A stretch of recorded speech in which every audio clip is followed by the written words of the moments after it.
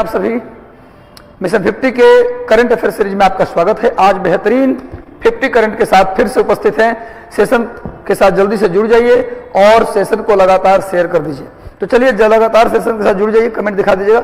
Good evening सबको, good evening. अर्चना Yadav good evening, Radha Kumari good evening, Sanjeet जी good evening, Meenu कुमारी good evening, Siddharth Kumar ji good evening, अर्चना Yadav good evening.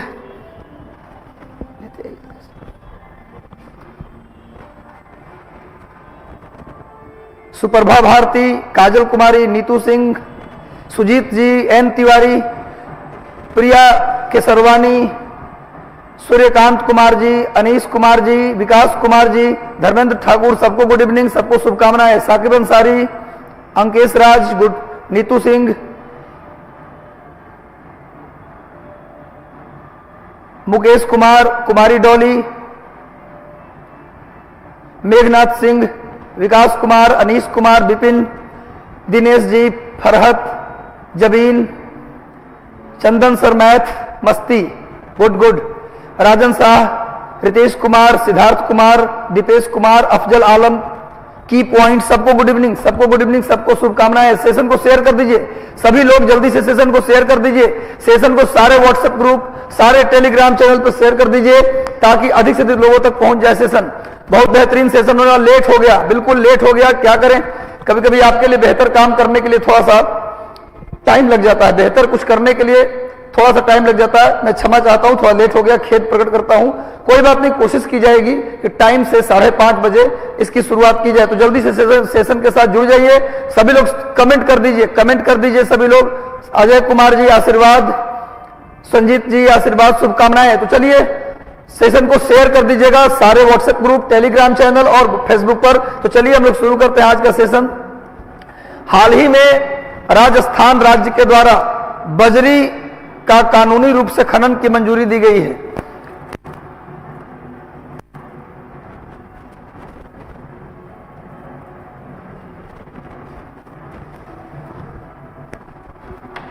अभी बहुत important current है आज का। ये बजरी खनन पर रोक लगा दिया था राजस्थान के हाई कोर्ट ने। राजस्थान, बजरी आप समझते होंगे, रेत। बजरी का मतलब रेत का जो मोटा पार्ट होता है, रेत का जो मोटा भाग होता है उसी को हम लोग बजरी कहते हैं। तो बजरी के खनन पर रोक लगा दिया था वहां के राजस्थान के हाई कोर्ट ने बजरी खनन के रोक को हटा दिया है और अब राजस्थान में फिर से बजरी खनन की जा सकेगी। तो भाई देख लीजिए सामने, सुप्रीम कोर्ट ने प्रदेश में बजरी खनन को दी इजाजत। सुप्रीम कोर्ट ने राजस्थान में बजरी खनन को रोक लगा दिया था, उसे फिर से कानूनी मान्यता दे दी गई है। राजस्थान की राजधानी जयपुर, राजस्थान के मुख्यमंत्री अशोक गहलोत, राजस्थान की राजधानी जयपुर का पुराना नाम ढूंढार था। जयपुर का पुराना नाम क्या था भैया? तो ढूंढार। जयपुर का पुराना नाम था ढूंढार, नोट कर लीजिएगा। जयपुर का पुराना नाम ढूंढार। जयपुर में और क्या है? जयपुर में हवा महल है, जयपुर में हवा महल। इसके अलावा जंतर मंतर, इसके अलावा आमेर फोर्ट, आमेर का किला। जयपुर को गुलाबी नगर के नाम से भी जानते हैं। राजस्थान के मुख्यमंत्री कौन हैं? तो अशोक गहलोत, नोट कर लीजिएगा, अशोक गहलोत। जयपुर का पुराना नाम क्या था? ढूंढार। अभी यहां बजरी खनन पे रोक था, उसे हटा लिया गया है। बहुत इंपॉर्टेंट बिहार से संबंधित करंट अफेयर, काफी इंपॉर्टेंट है। त्रेता युग जब भगवान श्री राम पैदा हुए थे, सब मिला के कितने युग हैं? 4 युग।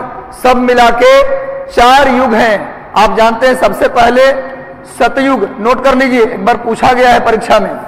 सबसे पहला युग नोट कर लीजिए, सतयुग। सतयुग के बाद कौन सा युग आया? त्रेता। त्रेता के बाद कौन आया? द्वापर। अब द्वापर के बाद कौन आया मेरे भाई? तो कलयुग। कलयुग आया। सतयुग को कृत भी कहा जाता है। सतयुग को क्या कहा जाता है? कृत।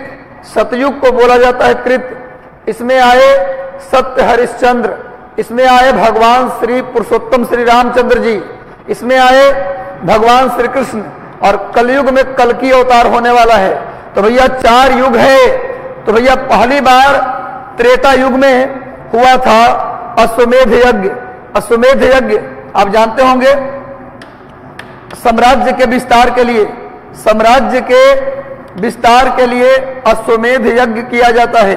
अश्वमेध यज्ञ का आयोजन किया जाता है साम्राज्य के विस्तार के लिए। तो ये कह रहा है करंट जो है वह त्रेता युग के बाद पहली बार बिहार राज्य में अप्रैल 2022 में अश्वमेध यज्ञ का आयोजन किया जाएगा। बिहार राज्य में त्रेता युग के बाद, भगवान श्री रामचंद्र जी के बाद बिहार राज्य में अप्रैल 2022 में पहली बार क्या होगा मेरे भाई? अश्वमेध यज्ञ होगा। घोड़ा छोड़ा जाता है, जहां तक जाता है घोड़ा वहां तक का साम्राज्य उस राजा का हो जाता है। लेकिन इस बार ऐसा कुछ नहीं होगा, अश्वमेध यज्ञ टाइप का होगा। ऐसा थोड़ा नीतीश कुमार घोड़ा छोड़ेंगे, जहां तक घोड़ा जाएगा वहां तक बिहार का साम्राज्य होगा, ऐसा नहीं है। अश्वमेध यज्ञ होगा। वैसे बता दें कि त्रेता युग के बाद बिहार में बोल रहा है, लेकिन इससे पहले एक राजा हुआ करता था पुष्यमित्र शुंग। नोट कर लीजिए, पुष्यमित्र शुंग, शुंग वंश के राजा, शुंग वंश का संस्थापक पुष्यमित्र शुंग था। नोट कर लीजिए, पुष्यमित्र शुंग, शुंग वंश का संस्थापक पुष्यमित्र शुंग। यहां नोट कर देता हूं, शुंग वंश का संस्थापक पुष्यमित्र शुंग। नोट कर लीजिए, बहुत इंपॉर्टेंट है। पुष्यमित्र शुंग ने 2 अश्वमेध यज्ञ करवाए थे, 2 अश्वमेध यज्ञ करवाए थे। पुष्यमित्र शुंग ने 2 अश्वमेध यज्ञ करवाए थे। यह जानकारी अयोध्या शिलालेख से मिलता है। अयोध्या शिलालेख, अयोध्या शिलालेख नोट कर लीजिए। पुष्यमित्र शुंग ने 2 अश्वमेध यज्ञ करवाए थे, जिसकी जानकारी अयोध्या शिलालेख से मिलता है। जल्दी से नोट कर लीजिए। पुष्यमित्र शुंग, शुंग वंश का संस्थापक था। शुंग वंश का संस्थापक, वंश का संस्थापक था। नोट कर लीजिए मेरे भाई। और यह पहला ब्राह्मण राजवंश था, पहला ब्राह्मण राजवंश। पहला ब्राह्मण राजवंश कौन था? पहला ब्राह्मण राजवंश शुंग वंश था। शुंग वंश के संस्थापक कौन था? पुष्यमित्र शुंग। उसने क्या करवाए? 2 अश्वमेध यज्ञ करवाए। इसकी जानकारी अयोध्या शिलालेख से मिलता है। एक बात और, जब आ ही गए हैं पुष्यमित्र शुंग, तो एक बात और जान जाइए आप लोग। पुष्यमित्र शुंग ने 2 अश्वमेध यज्ञ करवाए, और ये अश्वमेध यज्ञ की जानकारी अयोध्या शिलालेख से मिलता है। पुष्यमित्र शुंग के दरबार में पतंजलि रहते थे। पतंजलि, पुष्यमित्र शुंग के दरबार में कौन रहते थे? पतंजलि। ये पतंजलि कौन है भैया? तो योग दर्शन के प्रतिपादक कौन है? पतंजलि, बाबा रामदेव वाले पतंजलि। पतंजलि किसके दरबार में रहते थे? पुष्यमित्र शुंग के। इन्होंने भी 2 अश्वमेध यज्ञ करवाए थे, लेकिन वो बिहार में नहीं हुआ था। इसकी जानकारी अयोध्या शिलालेख से मिलता है। शुंग वंश भारत का पहला ब्राह्मण राजवंश, और इसकी स्थापना पुष्यमित्र शुंग ने की थी।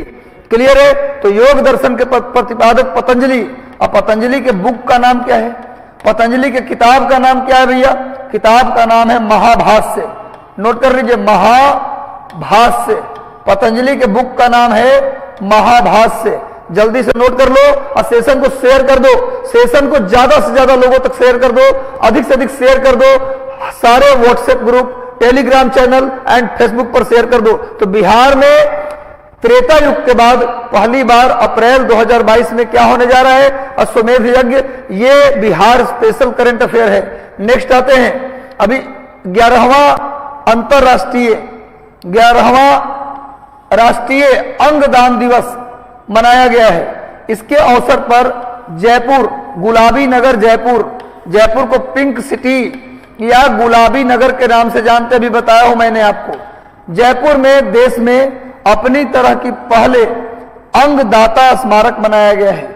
पूछा जाए कि भारत का पहला अंगदाता स्मारक कहां बनाया गया है, तो जयपुर में। देखिए सामने इस स्मारक का चित्र मैंने दिखा दिया है। भारत का पहला अंगदाता स्मारक, भारत का पहला अंगदाता स्मारक कहां बनाया गया है मेरे भाई, तो जयपुर में बनाया गया है। और किस अवसर पर बनाया गया, तो 11वां राष्ट्रीय अंगदान दिवस समारोह।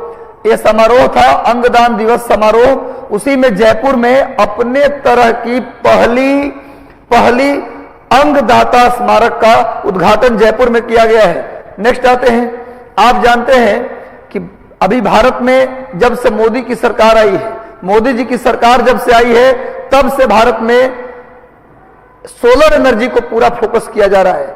आप जानते हैं कि भारत के प्रधानमंत्री श्री नरेंद्र मोदी और फ्रांस के राष्ट्रपति श्री इमैनुअल मैक्रोन, इन दोनों ने मिलकर 2018 में इंटरनेशनल सोलर अलायंस बनाया था, जिसका सचिवालय गुरुग्राम हरियाणा में स्थापित किया गया था, इंटरनेशनल सोलर अलायंस का। इसकी स्थापना भारत के प्रधानमंत्री श्री नरेंद्र मोदी और फ्रांस के राष्ट्रपति इमैनुअल मैक्रोन ने किया था। और जब से मोदी जी आए हैं, सोलर एनर्जी पर फोकस किया जा रहा है।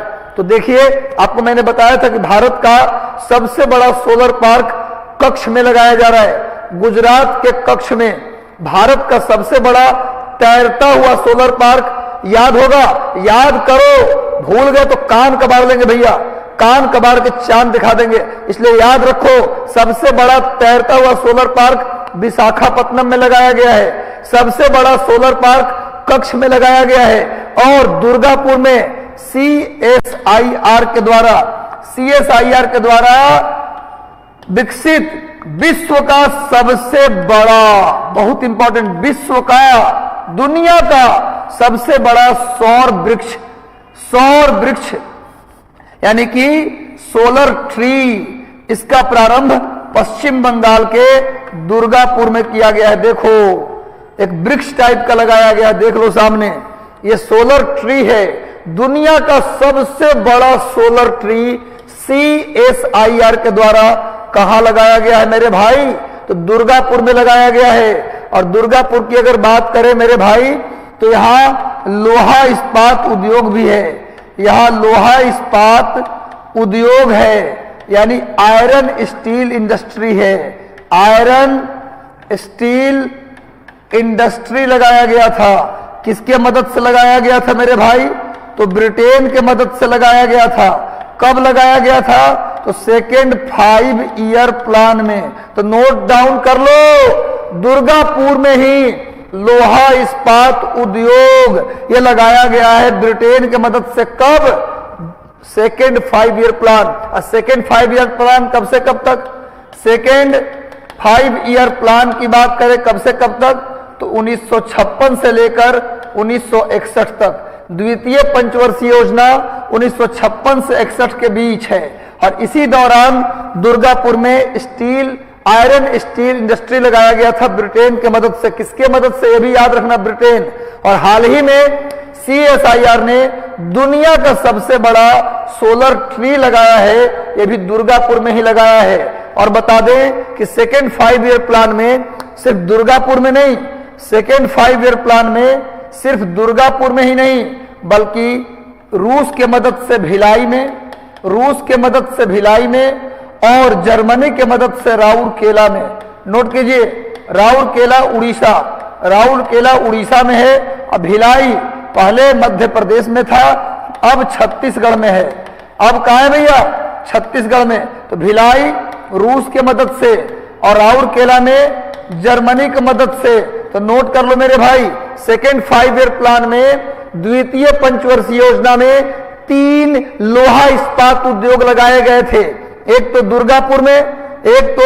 दुर्गापुर में ब्रिटेन की मदद से, दूसरा भिलाई छत्तीसगढ़ रूस के मदद से, उड़ीसा के राउरकेला जर्मनी की मदद से। यानी द्वितीय पंचवर्षीय योजना 1956 से 1961 के बीच 3 लोहा इस्पात उद्योग लगाए गए थे, दुर्गापुर, भिलाई और राउरकेला। तो भैया CSIR के द्वारा क्या लगाया गया? दुनिया का, विश्व का सबसे बड़ा सोलर ट्री कहां लगाया गया है? दुर्गापुर में। और सुन लो मेरे भाई, इंटरनेशनल सोलर अलायंस हेडक्वार्टर कहां है? उसका सेक्रेटेरिएट यानी सचिवालय कहां है? गुड़गांव हरियाणा। गुड़गांव हरियाणा।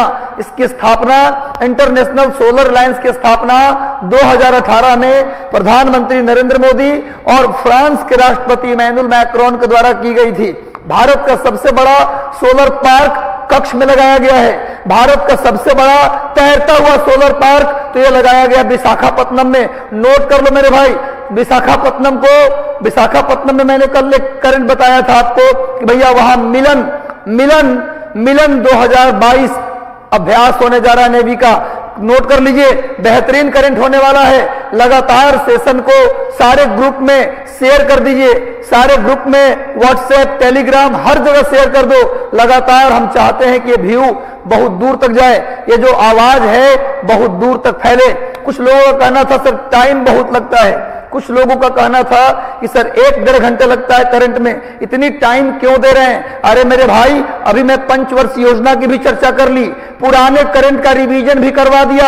आपको क्या लग रहा है सिर्फ करंट अफेयर होता है क्या?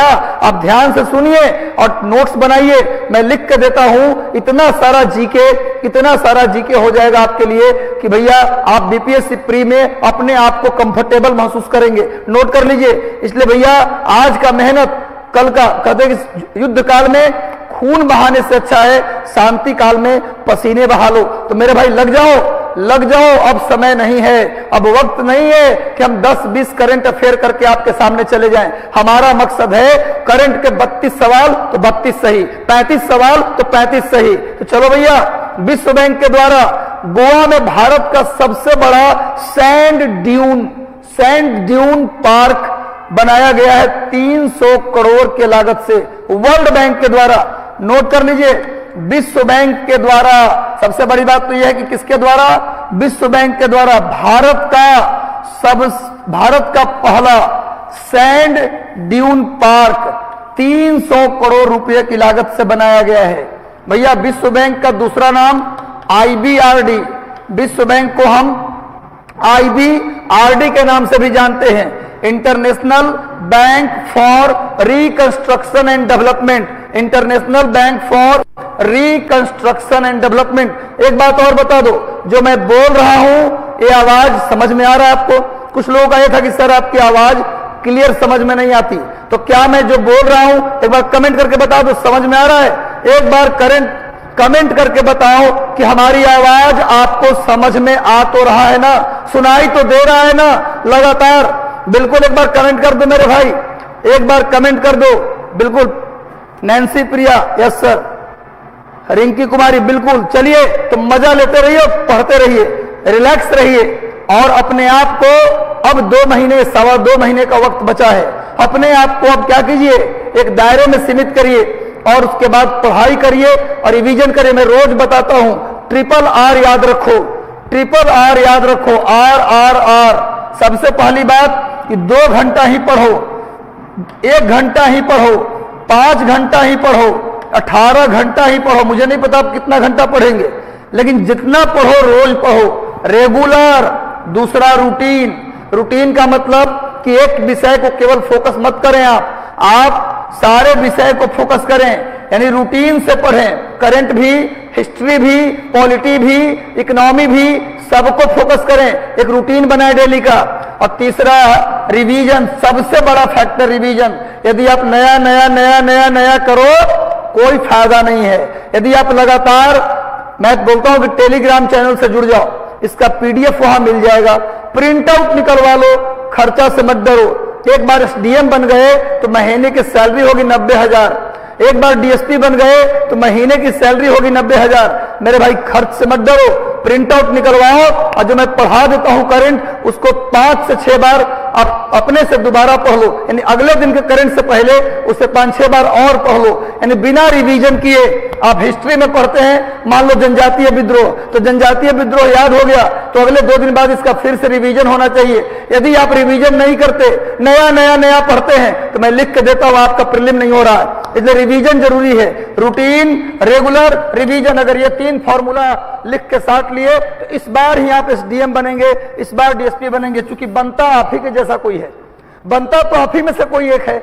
ऐसा थोड़ा कि भगवान उसको सोने का और हीरे का बना के भेजे हैं और आपको हड्डी मांस का बना के भेजे हैं, बनता आपके जैसा ही है। अंतर सिर्फ इतना है कि वो स्ट्रेटजी से पढ़ाई किया, वो स्मार्ट स्टडी किया, और हम क्या किए, सिर्फ मेहनत किए। तो चलो भाई, विश्व बैंक का नाम है आईबीआरडी, इसका हेडक्वार्टर वॉशिंगटन डीसी में है, वॉशिंगटन डीसी में इसका हेडक्वार्टर है मेरे भाई। साथ साथ मैं बता दूं कि इसमें टोटल मेंबर कितने हैं, टोटल मेंबर कितने हैं मेरे भाई, तो 190। नोट कर लीजिए, विश्व बैंक में कितने मेंबर हैं, जितने मेंबर आईएमएफ में हैं उतने ही मेंबर मेरे भाई विश्व बैंक में भी है। तो शेयर कर दीजिए सारे ग्रुप में, जितने भी ग्रुप्स हैं उन सारे ग्रुप में शेयर कर दीजिए, जितने भी कोचिंग सेंटर के जितने भी ग्रुप में आपने जुड़ा है सारे ग्रुप में सेशन को शेयर कर दीजिए। तो चलो मेरे भाई, गोवा में सबसे बड़ा सैंड ड्यून पार्क, सबसे पहला सैंड ड्यून पार्क 300 करोड़ की लागत से विश्व बैंक ने बनाया है। और गोवा की बात करें तो हर घर बिजली देने वाला भारत का पहला राज्य गोवा, खुले में शौच मुक्त होने वाला भारत का पहला राज्य गोवा, एल्कोहल पार्क स्थापित करने वाला भारत का पहला राज्य गोवा।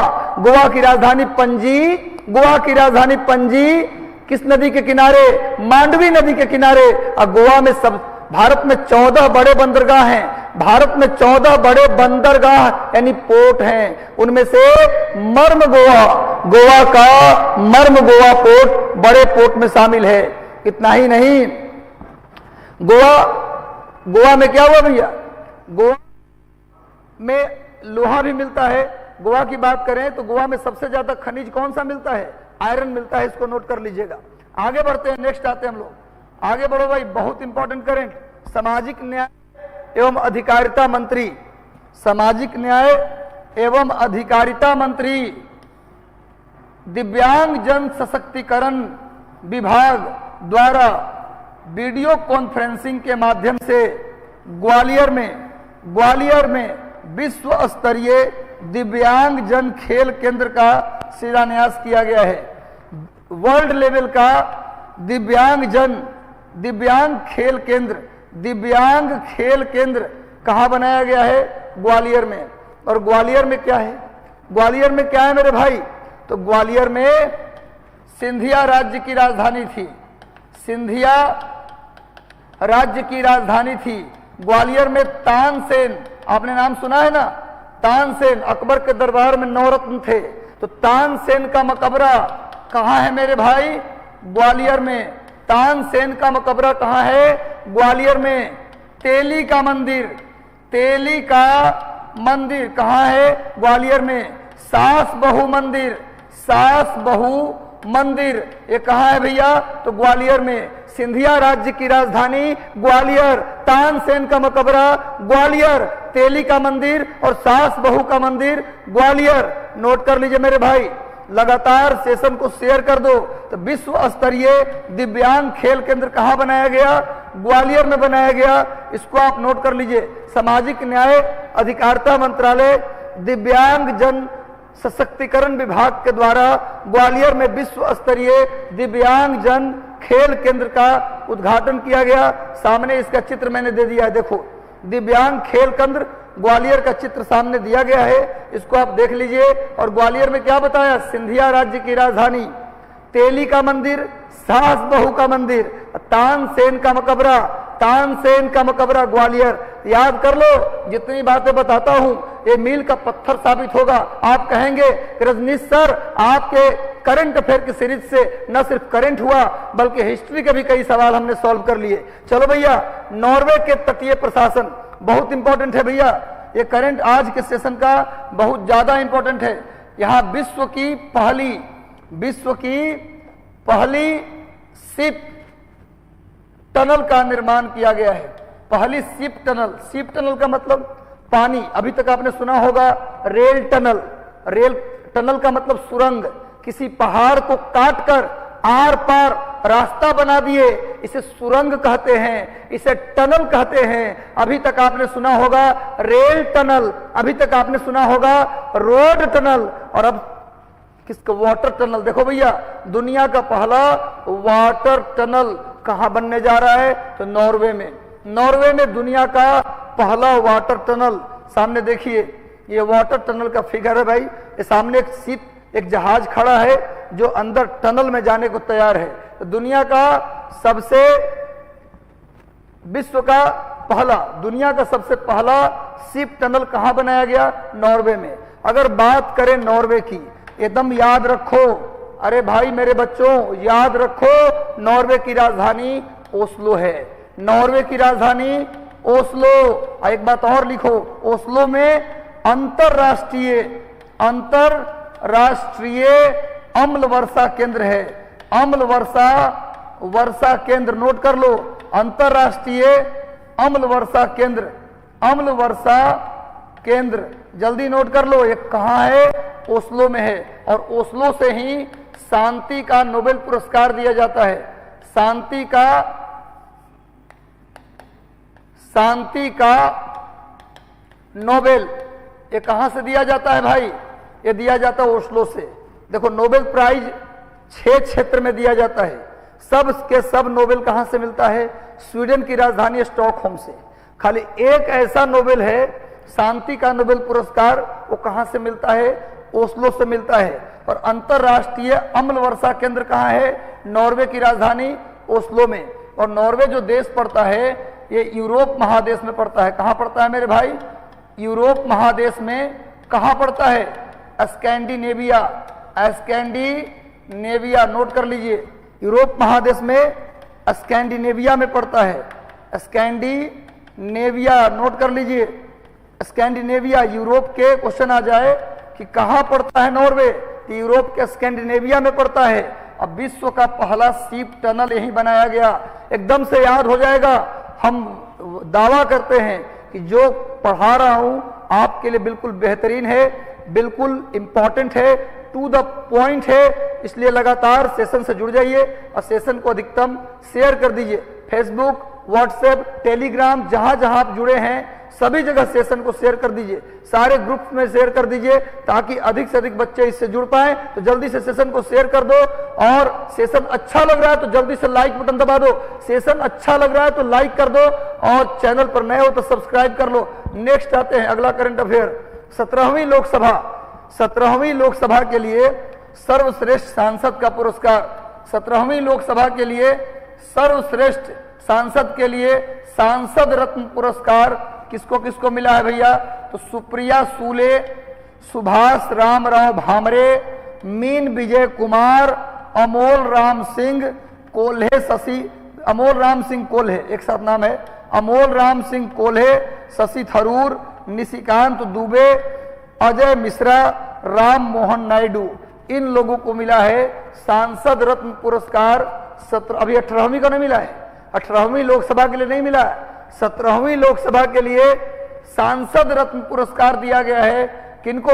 नोट कर लीजिए। सुप्रिया सूले, सुभाष रामराव भामरे, मीन विजय कुमार, अमोल राम सिंह कोल्हे, शशि थरूर, हमारे सबसे रसिक और क्या बोलते हैं इनको, शशि थरूर, निशिकांत दुबे, अजय मिश्रा, राम मोहन नायडू, इन सब को मिला है सांसद रत्न पुरस्कार। उन सभी सांसदों का चित्र सामने दिया गया, देख लीजिए।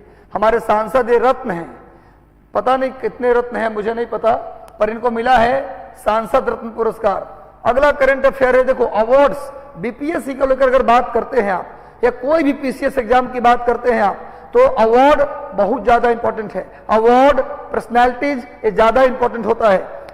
बीपीएससी को लेकर खासकर अवार्ड से क्वेश्चन आते हैं। तो भैया आगे आइए, क्या है क्वेश्चन अवार्ड से भाई? तो 42वां सरला देवी पुरस्कार, 42वां सरला देवी पुरस्कार 2021 उड़ीसा के प्रसिद्ध लेखिका, यह दिया जाता है साहित्य के क्षेत्र में। नोट कर लीजिए, सरला देवी पुरस्कार किसमें दिया जाता है? साहित्य के क्षेत्र में दिया जाता है। तो 42वां सरला देवी पुरस्कार उड़ीसा की प्रसिद्ध लेखिका परिमीता सतपथी को दिया गया है। उनके उपन्यास अभिप्रेत कला, इनके पुस्तक का नाम क्या है मेरे भाई? इनके बुक का नाम है अभिप्रेत कला। नोट कर लीजिए, परिमीता सतपथी को 42वां सरला देवी पुरस्कार दिया गया है। किस पुस्तक के लिए दिया गया? तो अभिप्रेत कला। ये सरला देवी पुरस्कार का चित्र है। साहित्य के क्षेत्र में 42वां सरला देवी पुरस्कार किनको मिला? उड़ीसा की लेखिका परिमीता सतपथी। इनकी पुस्तक का नाम क्या है? अभिप्रेत कला।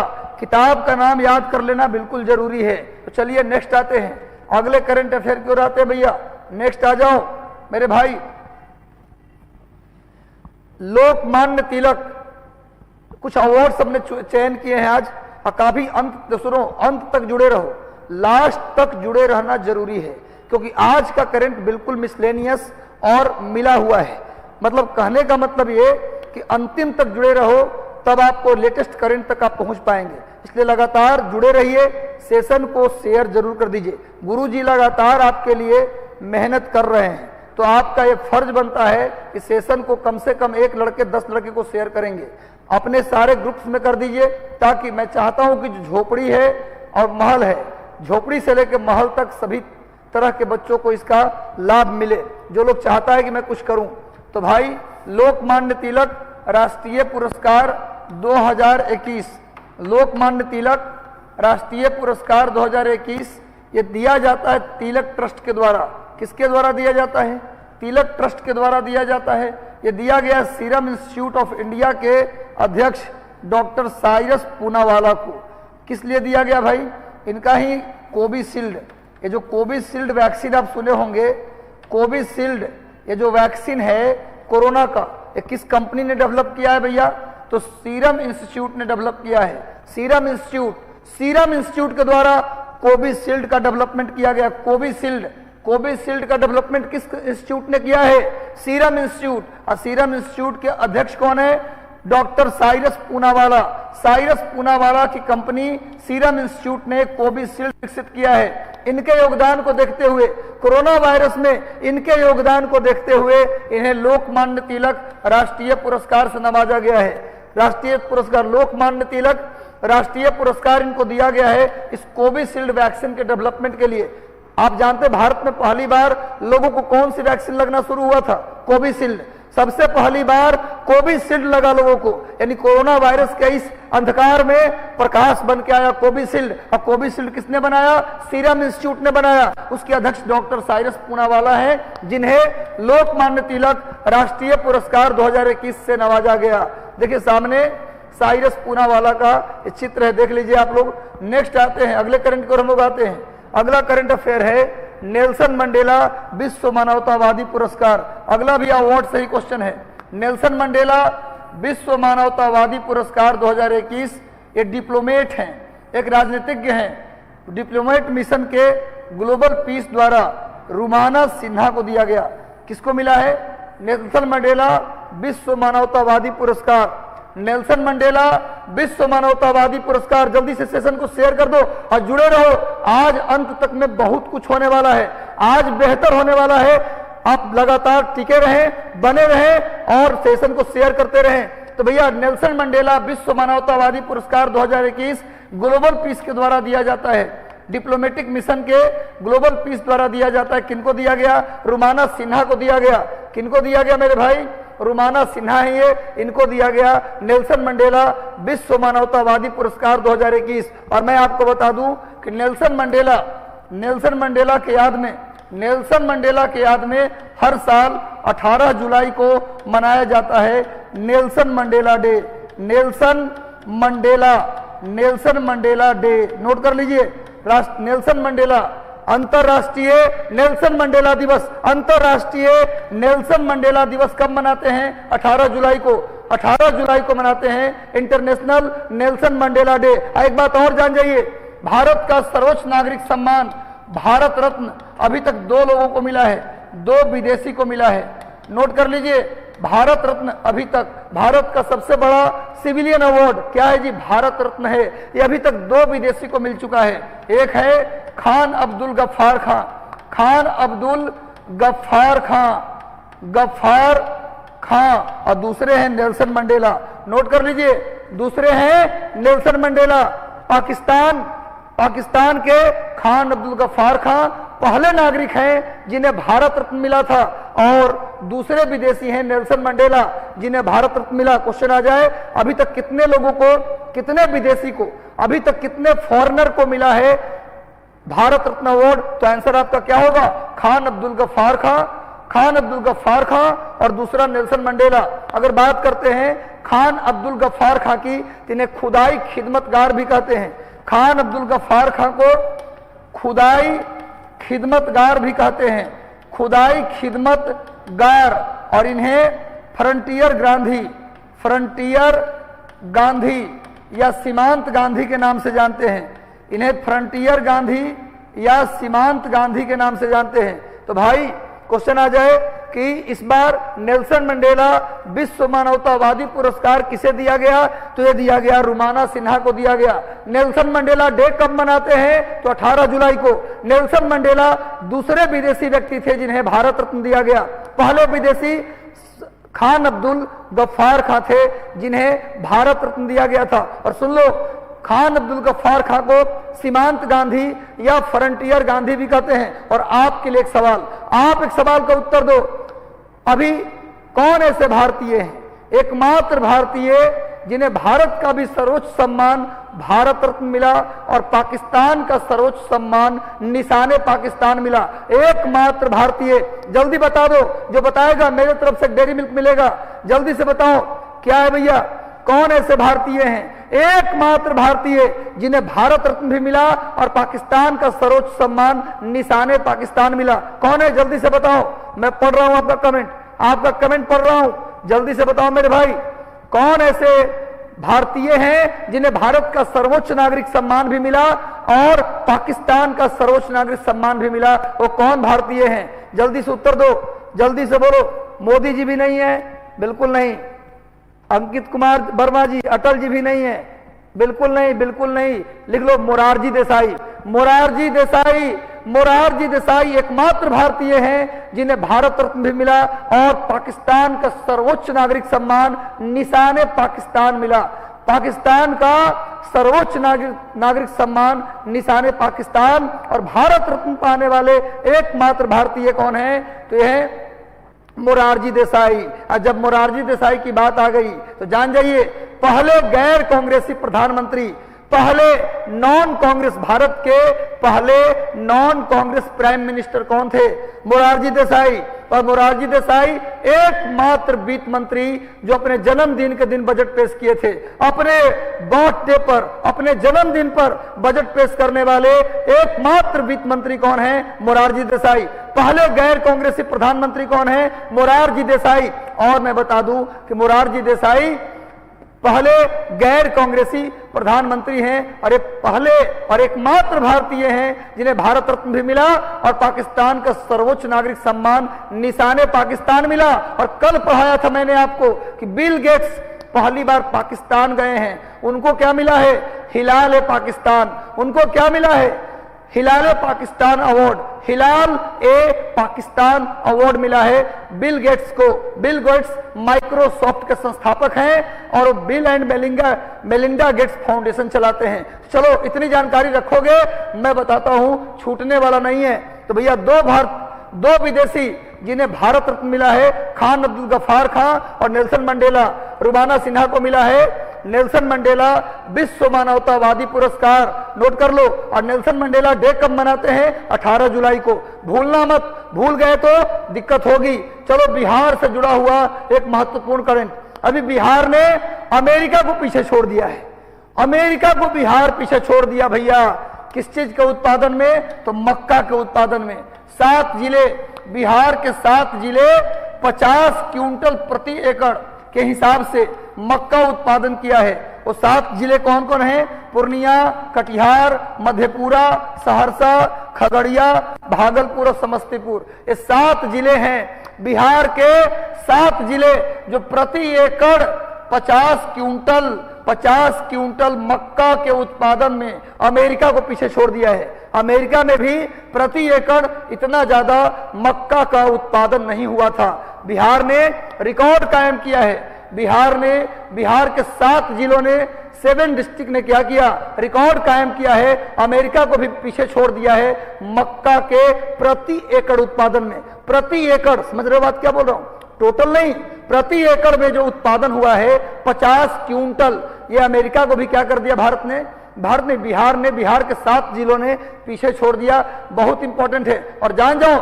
विश्व में सबसे अधिक मक्का अमेरिका में उत्पादन किया जाता है। नोट कर लो, विश्व में सबसे अधिक मक्का अमेरिका, वो भी सूअर को खिलाने के लिए। भारत अमेरिका में ही तो अंतर है। भारत में मक्का आदमी खाता है, अमेरिका में मक्का कौन खाता है, सूअर खाता है। तो भैया अमेरिका दुनिया में सबसे बड़ा मक्का का उत्पादक है, सबसे बड़ा सूअर का भी उत्पादक है। सूअर के मांस में नंबर 1 पे कौन है, अमेरिका। मक्का के उत्पादन में नंबर 1 पे कौन है, अमेरिका। और सुन लो, एक लाइन लिख लो, प्रसिद्ध मक्का पेटी और कपास पेटी। बहुत इंपॉर्टेंट लाइन बता रहा हूं, ज्योग्राफी में ये पॉइंट्स आपको कहीं नहीं मिलेगा। प्रसिद्ध मक्का पेटी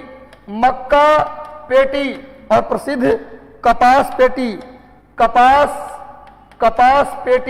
मक्का पेटी और कपास पेटी पूछा जाए ये कहां है भैया, तो ये अमेरिका में है। अमेरिका का मतलब यूएसए, कहां है, यूएसए में है। दुनिया का सबसे बड़ा मक्का पेटी, सबसे बड़ा कपास पेटी, अंग्रेजी में मेज बेल्ट एंड कॉटन बेल्ट, ये कहां है, अमेरिका में। कुछ भी है, लेकिन बिहार के 7 जिलों ने अमेरिका को पीछे छोड़ दिया है प्रति एकड़ मक्का के उत्पादन में। वो जिले कौन कौन से हैं मेरे भाई, फिर से पढ़ देता हूं, पूर्णिया, कटिहार, मधेपुरा, सहरसा, खगड़िया, भागलपुर, समस्तीपुर। ये क्या किए हैं, अमेरिका को भी पीछे छोड़ दिए हैं प्रति एकड़ मक्का उत्पादन।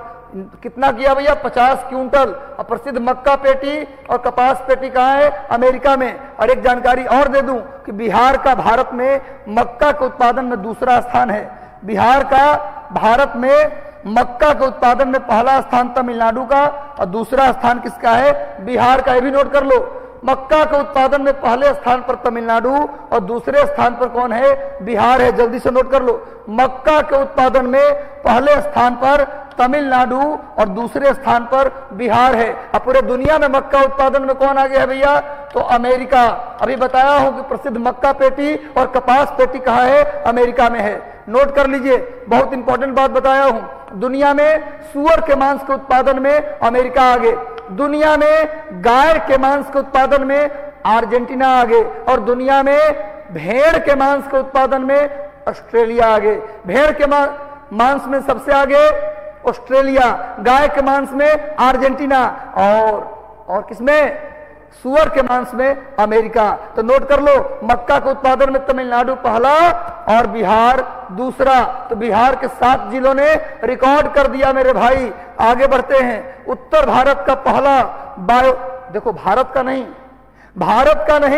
उत्तर भारत का, देख लो मेरे भाई, उत्तर भारत का पहला बायोडीजल रिफाइनरी ये भी बिहार के पटना में प्रारंभ किया गया है। बिहार के पटना में पूरे उत्तर भारत मतलब जम्मू कश्मीर, हिमाचल प्रदेश, पंजाब, हरियाणा, दिल्ली, राजस्थान, उत्तर प्रदेश, बंगाल, ये सब उत्तर भारत में आते हैं। उत्तर भारत में सबसे पहला बायोडीजल रिफाइनरी बिहार के पटना में लगाया गया। लेकिन पूरे भारत की बात करें, हम चाहते हैं कि आपकी जानकारी कंप्लीट हो। पूरे भारत का पहला बायोडीजल संयंत्र कहां लगाया गया था, ऑस्ट्रेलिया की मदद से काकीनाडा आंध्र प्रदेश। नोट कर लो, काकीनाडा आंध्र प्रदेश में भारत का पहला बायोडीजल रिफाइनरी काकीनाडा में लगाया गया। लेकिन पूरे उत्तर भारत का, पूरे भारत का नहीं पूछा जाए, पूरे भारत का पहला रिफाइनरी काकीनाडा आंध्र प्रदेश, किसके मदद से, ऑस्ट्रेलिया की मदद से।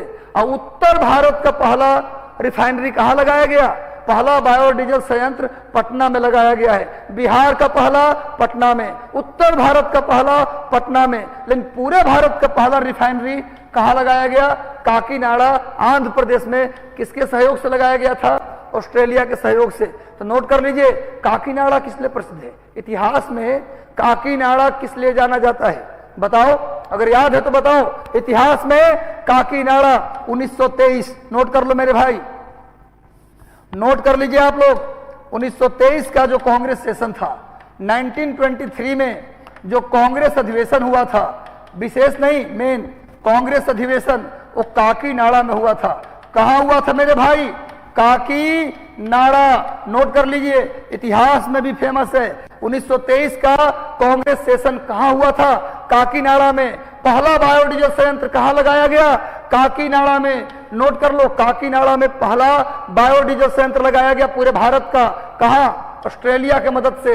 लेकिन उत्तर भारत का पहला बायोडीजल संयंत्र पटना में लगाया गया। बिहार का पहला बायोडीजल संयंत्र पटना में लगाया गया। और काकीनाडा में क्या हुआ?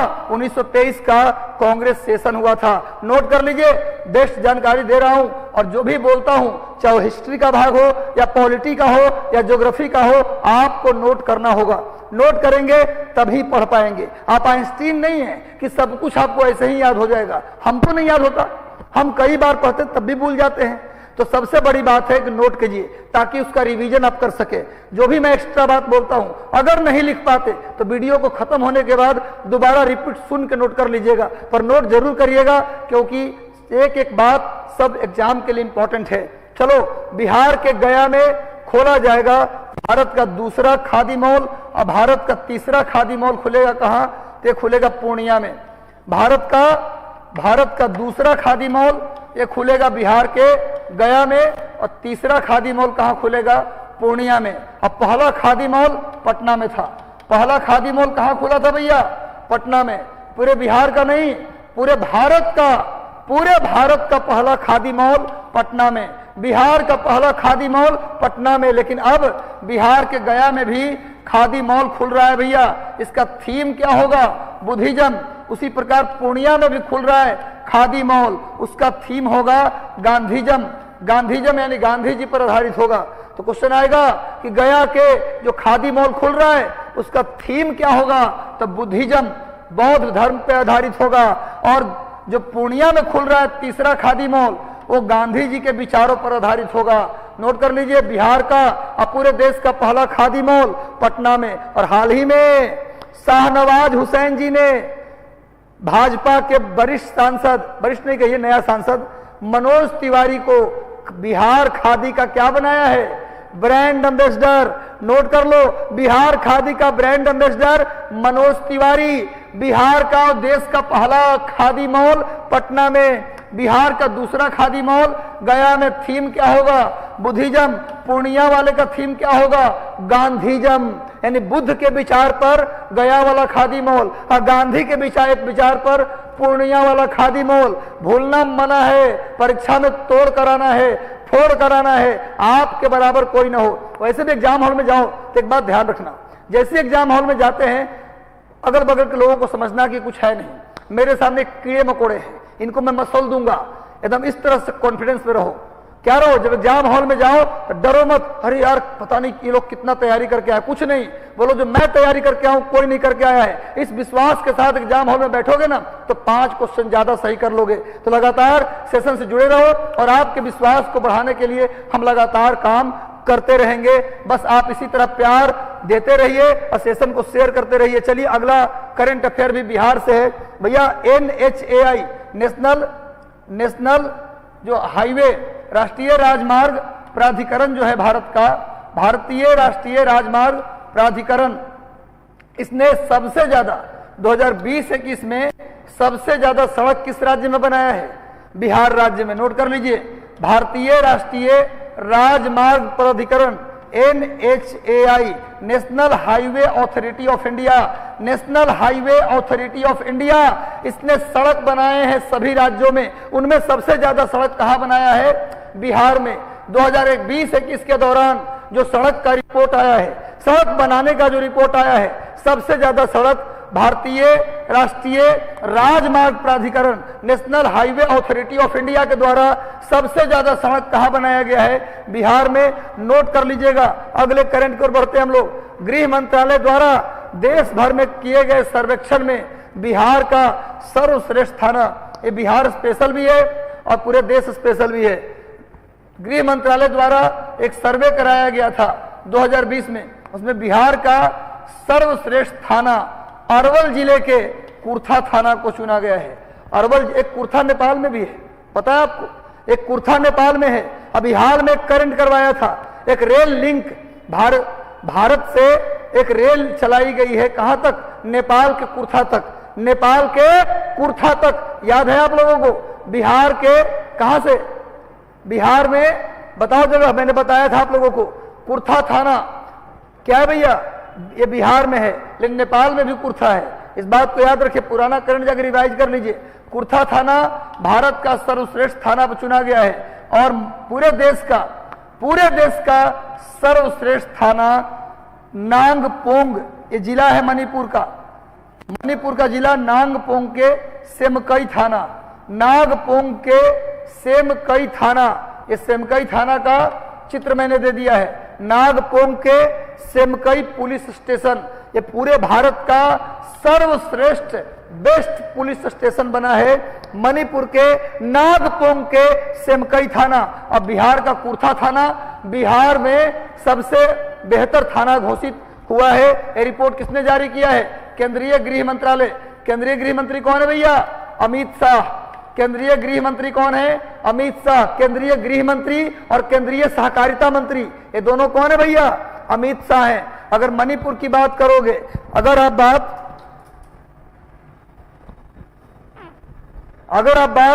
मणिपुर की करते हैं, मणिपुर की बात यदि आप करते हो तो मणिपुर में लोकटक झील है।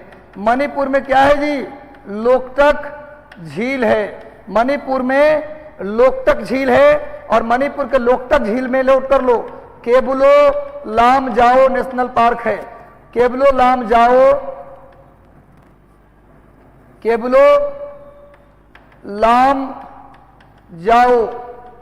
राष्ट्रीय उद्यान नोट कर लो। मणिपुर में लोकटक झील है और यहाँ केबुलो लामजाओ नेशनल पार्क है, नोट कर लीजिए। मणिपुर में लोकटक झील। मणिपुर की राजधानी इम्फाल। मणिपुर की राजधानी कहाँ है जी? इम्फाल। और मणिपुर में लोकटक झील है जहाँ केबुलो लामजाओ नेशनल पार्क है। अब मणिपुर के सेमकई थाना को क्या मिला है? भारत का सबसे सर्वश्रेष्ठ थाना। अब बिहार के अरवल जिले के कुर्था थाना, बिहार में सबसे बेस्ट थाना घोषित हुआ है। नोट कर लीजिएगा, बहुत इंपॉर्टेंट है। अभी हाल ही में प्रधानमंत्री मोदी जी सस्टेनेबल डेवलपमेंट जो मीटिंग हुआ है, अंतरराष्ट्रीय सतत विकास सम्मेलन, इस बार किसने मेजबानी की है? भारत ने। अंतरराष्ट्रीय सतत विकास सम्मेलन की मेजबानी किसने की है? भारत ने की है। तभी द एनर्जी रिसर्च इंस्टीट्यूट, जिसको हम लोग टेरी कहते हैं, इसकी स्थापना 1974 में की गई थी। विश्व सतत विकास शिखर सम्मेलन का संबोधन किया है। टेरी ने डॉक्टर विभा धवन को संस्था का क्या किया है? डायरेक्टर बनाया है। यानी वर्तमान में टेरी के डायरेक्टर कौन बनाई गई हैं? टेरी के डायरेक्टर बनाई गई है विभा धवन। नोट कर लीजिए, टेरी की स्थापना कब की गई? 1974 में। फुल फॉर्म क्या है? The energy research institute. The energy research institute, ये टेरी का फुल फॉर्म है। स्थापना 1974 में। विश्व सतत विकास शिखर सम्मेलन जो कि इस साल भारत में हो रहा है, उसमें ये संबोधन किया है। और हाल ही में टेरी ने अपना नया डायरेक्टर विभा धवन को चुना है। अपना नया डायरेक्टर ये विभा धवन जी है, जो टेरी की क्या बनी है? डायरेक्टर बनी है। और विश्व, ये बहुत इंपॉर्टेंट है, मैंने 2 दिन पहले भी बताया था कि विश्व सतत विकास शिखर सम्मेलन इस साल कहां हो रहा है? भारत में हो रहा है। तो सेशन के साथ लगातार जुड़े रहिए और लगातार सेशन को शेयर कर दीजिए।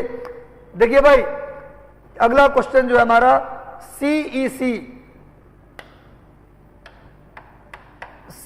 इसको हटा दीजिए। सीईसी 15 एक नाम है टूर्नामेंट का। सीईसी 15 कप महिला आइस हॉकी चैंपियनशिप किसने जीता है? खारू टीम है, जम्मू कश्मीर की एक टीम है खारू टीम, उसने 2022 का आइस हॉकी चैंपियनशिप जीता है। सीईसी 15 कप, महिला कप आइस हॉकी। सीईसी 15 महिला हाइस हॉकी कप किसने जीता है भैया? तो खारू टीम ने जीता है। सामने देखिए खारू टीम का चित्र है। CEC 15 महिला आइस हॉकी कप चैंपियनशिप किसने जीता है? तो खारू टीम ने जीता है। इसको आप लोग नोट कर लीजिएगा। नेक्स्ट आते हैं, अगले करंट की ओर बढ़ते हैं। अभी वीडियो गेमिंग कंपनी है जिसका नाम है A23। वीडियो गेमिंग एक कंपनी है जिसका नाम है A23। इसके ब्रांड एम्बेसडर शाहरुख खान बनाए गए हैं। A23 गेमिंग अभियान का हिस्सा है जिसका नारा है चलो साथ खेलें।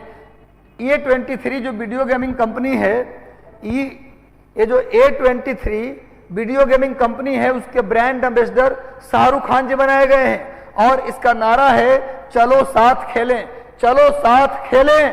ये A23 वीडियो गेमिंग कंपनी भी है, वीडियो गेमिंग अभियान भी चलाता है। इस अभियान का नारा क्या है भैया? चलो साथ खेलें। तो A23 वीडियो गेमिंग कंपनी का ब्रांड एम्बेसडर कौन बनाए गए हैं? तो शाहरुख खान बनाए गए हैं।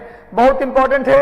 ये भारतीय अमेरिकी, एक्चुअली ये रहने वाले थे भारत के, लेकिन अब अमेरिका के नागरिक बन गए थे। प्रसिद्ध राजनीतिक व्यंग्यकार पत्रकार पीजे ओरुर्के का निधन हो गया है। ये लेपून नेशनल पत्रिका से जुड़े हुए थे। इनकी 2 किताबें भी हैं, पार्लियामेंट ऑफ वॉर्स और गिव वॉर अ चांस। ये 2 किताब है, नोट कर लीजिए। अभी हाल ही में राजनीतिक व्यंग्यकार और पत्रकार जो कहाँ नौकरी करते थे? लेपून नेशनल, एक पत्रिका है लेपून नेशनल, उसके लिए काम करते थे। उनका निधन हो गया।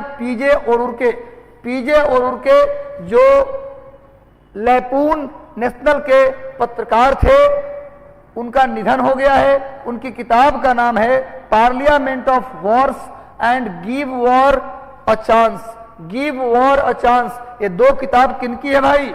ये किताब है पीजे ओरुर्के की। पीजे ओरुर्के नोट कर लीजिए। अभी अमेरिकी व्यंग्यकार पत्रकार जिनका नाम है पीजे ओरुर्के, उनका निधन हो गया। वो लेपून पत्रिका से जुड़े हुए थे और उनकी 2 किताबें हैं, parliament of Wars and give war a chance.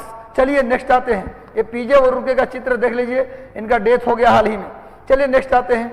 अगला करंट अफेयर है भारत और जर्मनी के बीच, बहुत इंपॉर्टेंट है, इसको नोट कर लीजिए। भारत और जर्मनी के बीच क्वालिटी इंफ्रास्ट्रक्चर पर 8वीं, ये इंपॉर्टेंट है, 8वीं वार्षिक आभासी बैठक उसको बोलते हैं जो लाइव ऑनलाइन होता है। वर्चुअल मीटिंग, ऐसी मीटिंग जो फिजिकली ना हो बल्कि ऑनलाइन माध्यम से हो। तो 8वीं वार्षिक आभासी बैठक का आयोजन किया गया है जिसमें भारत जर्मनी कार्य योजना पर हस्ताक्षर किया गया है। भारत जर्मनी कार्य योजना पर हस्ताक्षर किया गया है और उसमें क्या कहा गया है कि दोनों देश गुणवत्तापूर्ण बुनियादी ढांचा, मतलब कि जो क्वालिटी इंफ्रास्ट्रक्चर है उसके विकास पर काम करेंगे, मजबूत करने का काम करेंगे और व्यापार में तकनीकी बाधाओं को दूर करने का काम करेंगे, उत्पाद सुरक्षा को बढ़ाने और उपभोक्ता संरक्षण कंज्यूमर प्रोटेक्शन को मजबूत करने हेतु सहयोग करेंगे।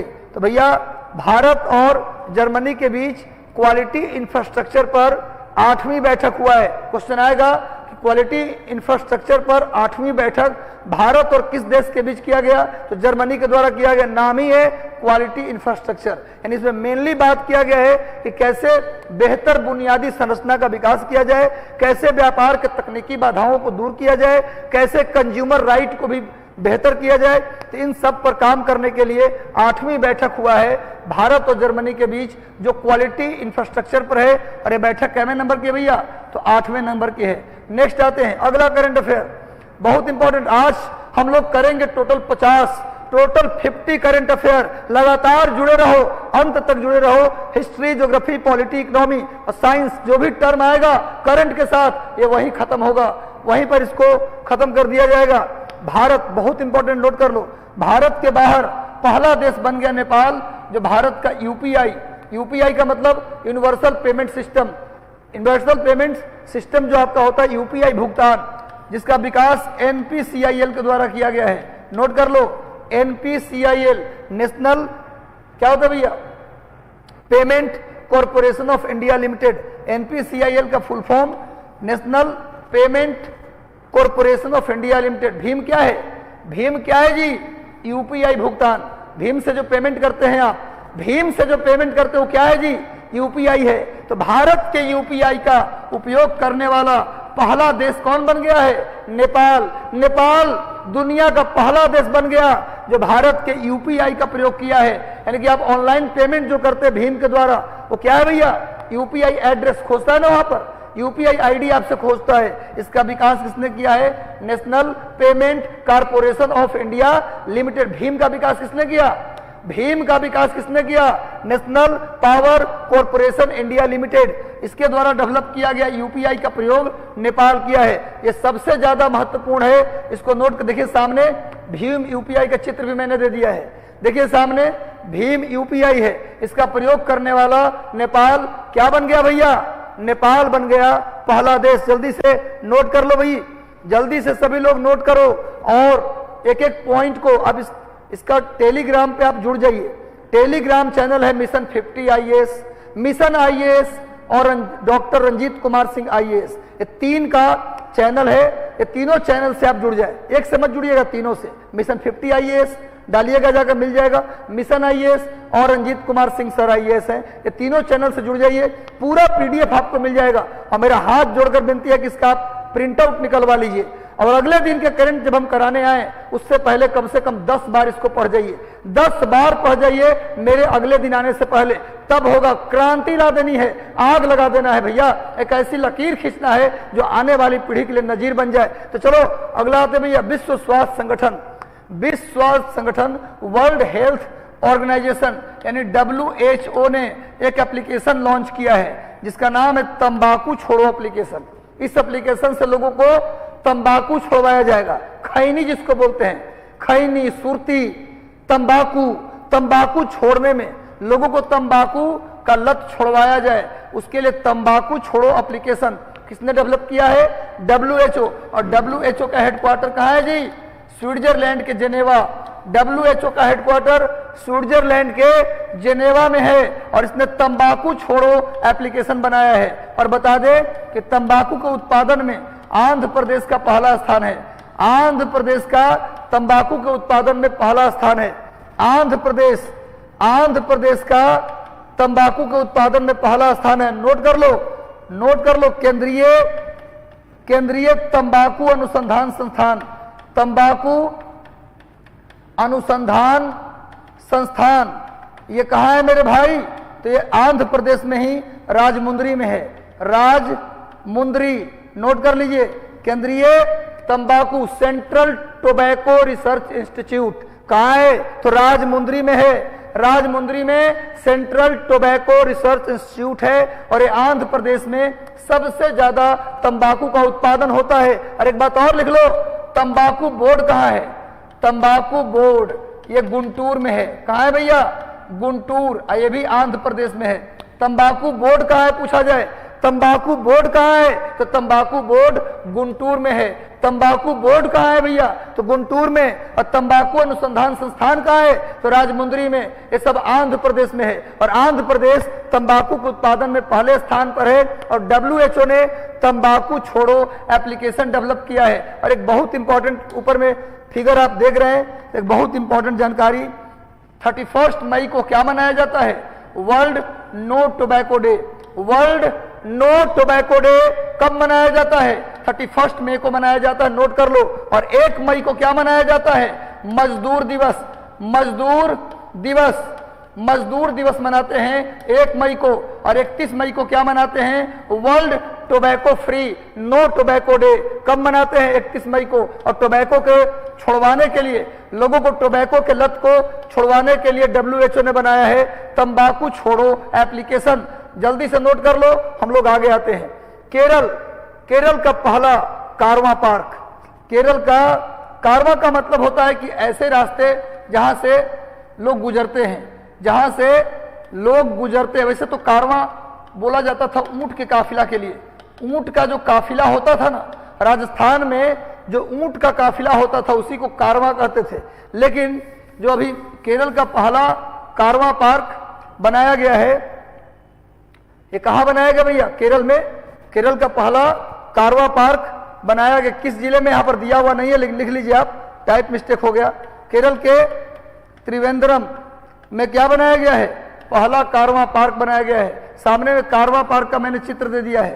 केरल का पहला कारवां पार्क। वैसे बता दें आपको, भारत का पहला ड्रोन फॉरेंसिक प्रयोगशाला ये भी पहले कहाँ बनाया गया?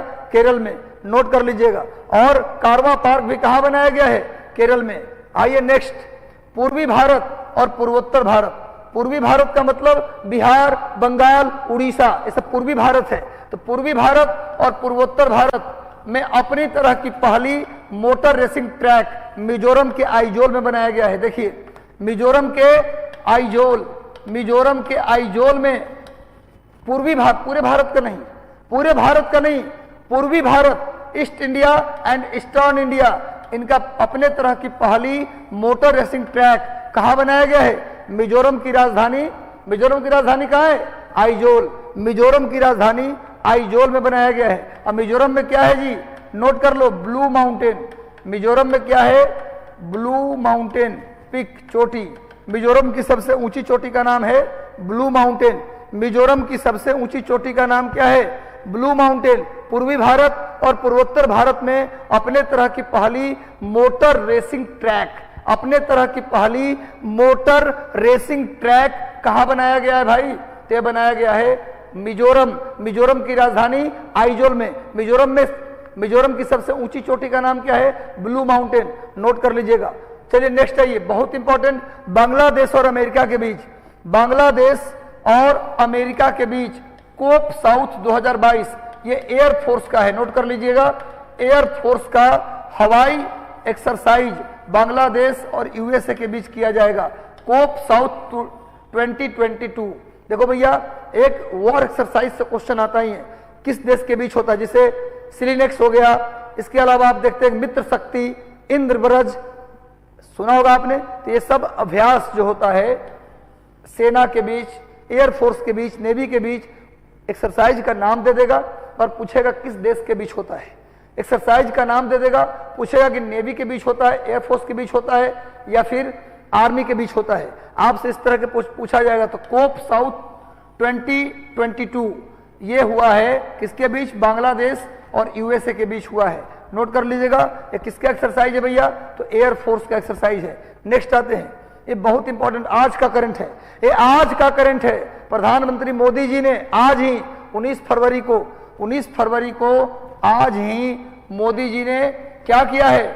इंदौर में मध्य प्रदेश, इंदौर जो मध्य प्रदेश में है, एशिया के सबसे बड़े बायो सीएनजी प्लांट का उद्घाटन किया है।